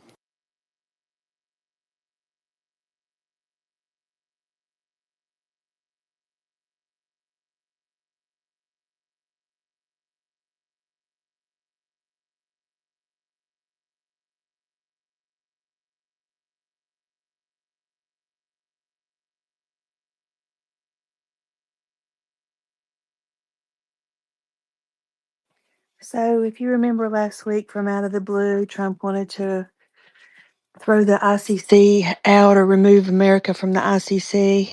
And then that just kind of came randomly. And then today, the New York Times comes out with an article about a guy from the ICC was removed for serious sexual misconduct. And that, whether you love Trump, whether you hate him, That's one of the patterns of behavior that we've seen from him. He'll throw shade on somebody or something, and about a week later, here comes the news. So that happened.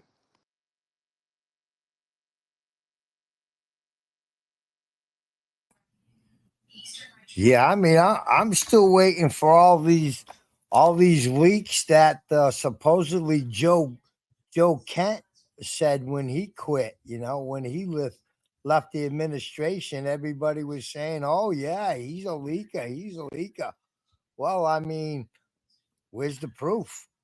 You know, he just just because Trump says something, don't mean it's true. You know, so Oh yeah, you yeah. And I wasn't saying that, Barry, but I was saying like when he does come out with something like just, I mean, it was random. I usually look for news because when he does something like that, that is kind of his pattern. He either knows something or he's got something in motion that he's getting ready to nail some people with. That's one of the things he does too. But yeah, I'm with you on the Joe Kent thing. Absolutely. Well, yeah, I mean, I was saying it as Trump putting targets on people's back, just like Massey saying that Massey never voted for any of Trump's stuff, and that's not true. He voted with Trump 90% of the time, but that massive campaign came out from Trump. It came out from J.D. Vance. It came out from Pete Hegseth. And these guys were getting community noted, but I mean, it was already too late. The damage was done, you know, and because you see down in, I'd go in the comments section and, oh, he never voted for Trump. I said, well, that ain't true, but after Trump, put the target on him, that was it.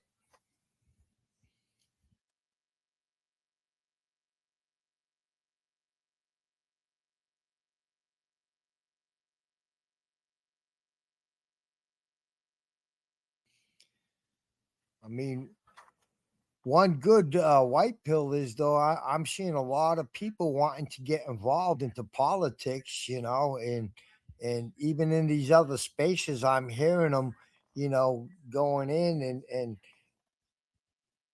trying to run for some type of office within the GOP or whatever it may be, and they're starting to realize that hey, wait a minute, something's wrong here.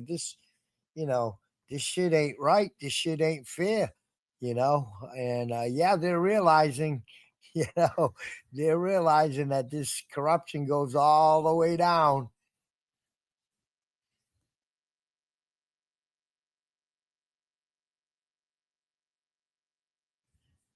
So that's waking up the people. That was the white pill part of it, more people wanting to get involved, and then they're realizing that there's something wrong going on, you know. So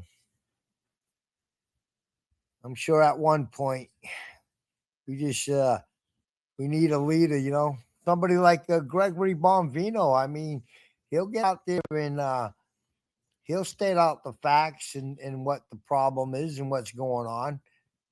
He ain't too much afraid of it. So, but like Taba said, when it's not going to be idiots and jump out there, put ourselves on the line for what? We look back, there's nobody behind us, there's nobody on the side of us. We're out there looking stupid alone, going to jail or getting killed. You know, you need a plan. Yeah, that's how chimps chimp out. You know what I mean? You don't just go running headlong into nothing. You every great strategic mind that's ever existed. You sit back, you fucking figure shit out, you start organizing. Looking at the pieces on the chessboard. I don't even know all the pieces on the chessboard yet. Some of y'all have been awoke for what, freaking 10 or 20 or more years. Like, I'm a baby. I'm a damn toddler. It's been a year and a half, or it was April of last year, however long that is, that I really started waking up. And so I mean, I like all these damn red pills. I'm still finding new shit that's punching me in the face, and I didn't even know that those were our enemies too. And so yeah, I still got a lot to learn before I can do anything. Now, if I see the right movement and the right leader that's a strategic thinker comes along, yeah, I might just go ahead and jump in underneath that guy until he, proves me wrong. But I mean, I don't know. I'm just a baby.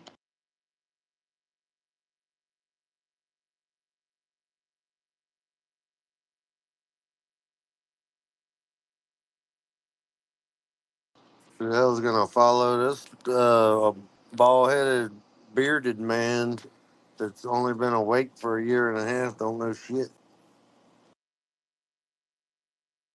I can't even do 100 push-ups in one sitting right now. You know, hell,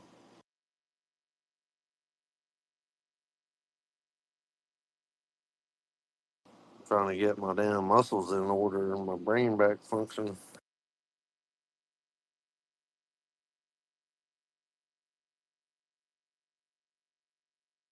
My favorite nurse just popped in. What's up, Lindsay? Tarver, check your DMs, dude.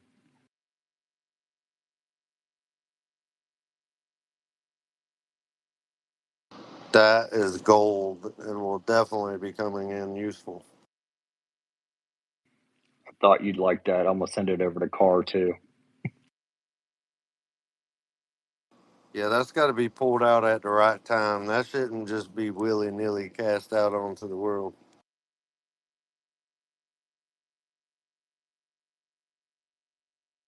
Check your DM, Carr. The fuck I do now?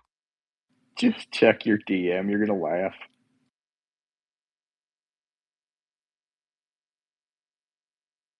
Maybe I don't want to laugh. Do you ever think about that? Fucking fine. Don't laugh then.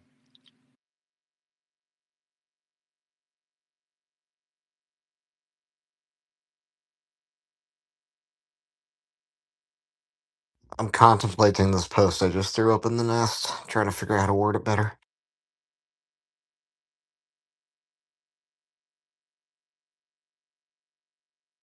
You actually do need to put the YouTube link on there. Okay, I don't even remember what the hell it is, man. Some sexy, I don't I fucking gotta know. find it. Don't you subscribe to it? No, I don't subscribe. I don't even have a login for that shit. Dude, the only reason I'm logged in under my Apple ID is because I need it for the phone to function. If I didn't need it, I wouldn't have one. All that in my wallet, but other than that, like, yeah, I don't even log into my Google. Like, I've not checked my email in years. My wife does, and I never look at it. I have Yahoo's just for X, and I just make a new one every time I need to make a new account. Password's always the same for every single one. And I just change like one letter or a hyphen or an underscore. It's easy. It's always the same variation.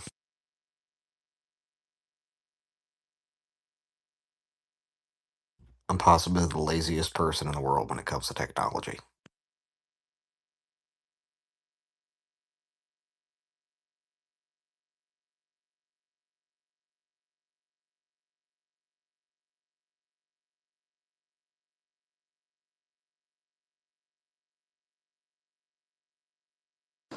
All right, guys. I just got here with my nephew. I'm gonna shut this thing down. We're gonna do Good. our thing. Good. Go do shit. That's more important than sitting here with us, you know? We do it all day, every day. My account's still locked, and I don't know why. All right, we'll holler at you guys later.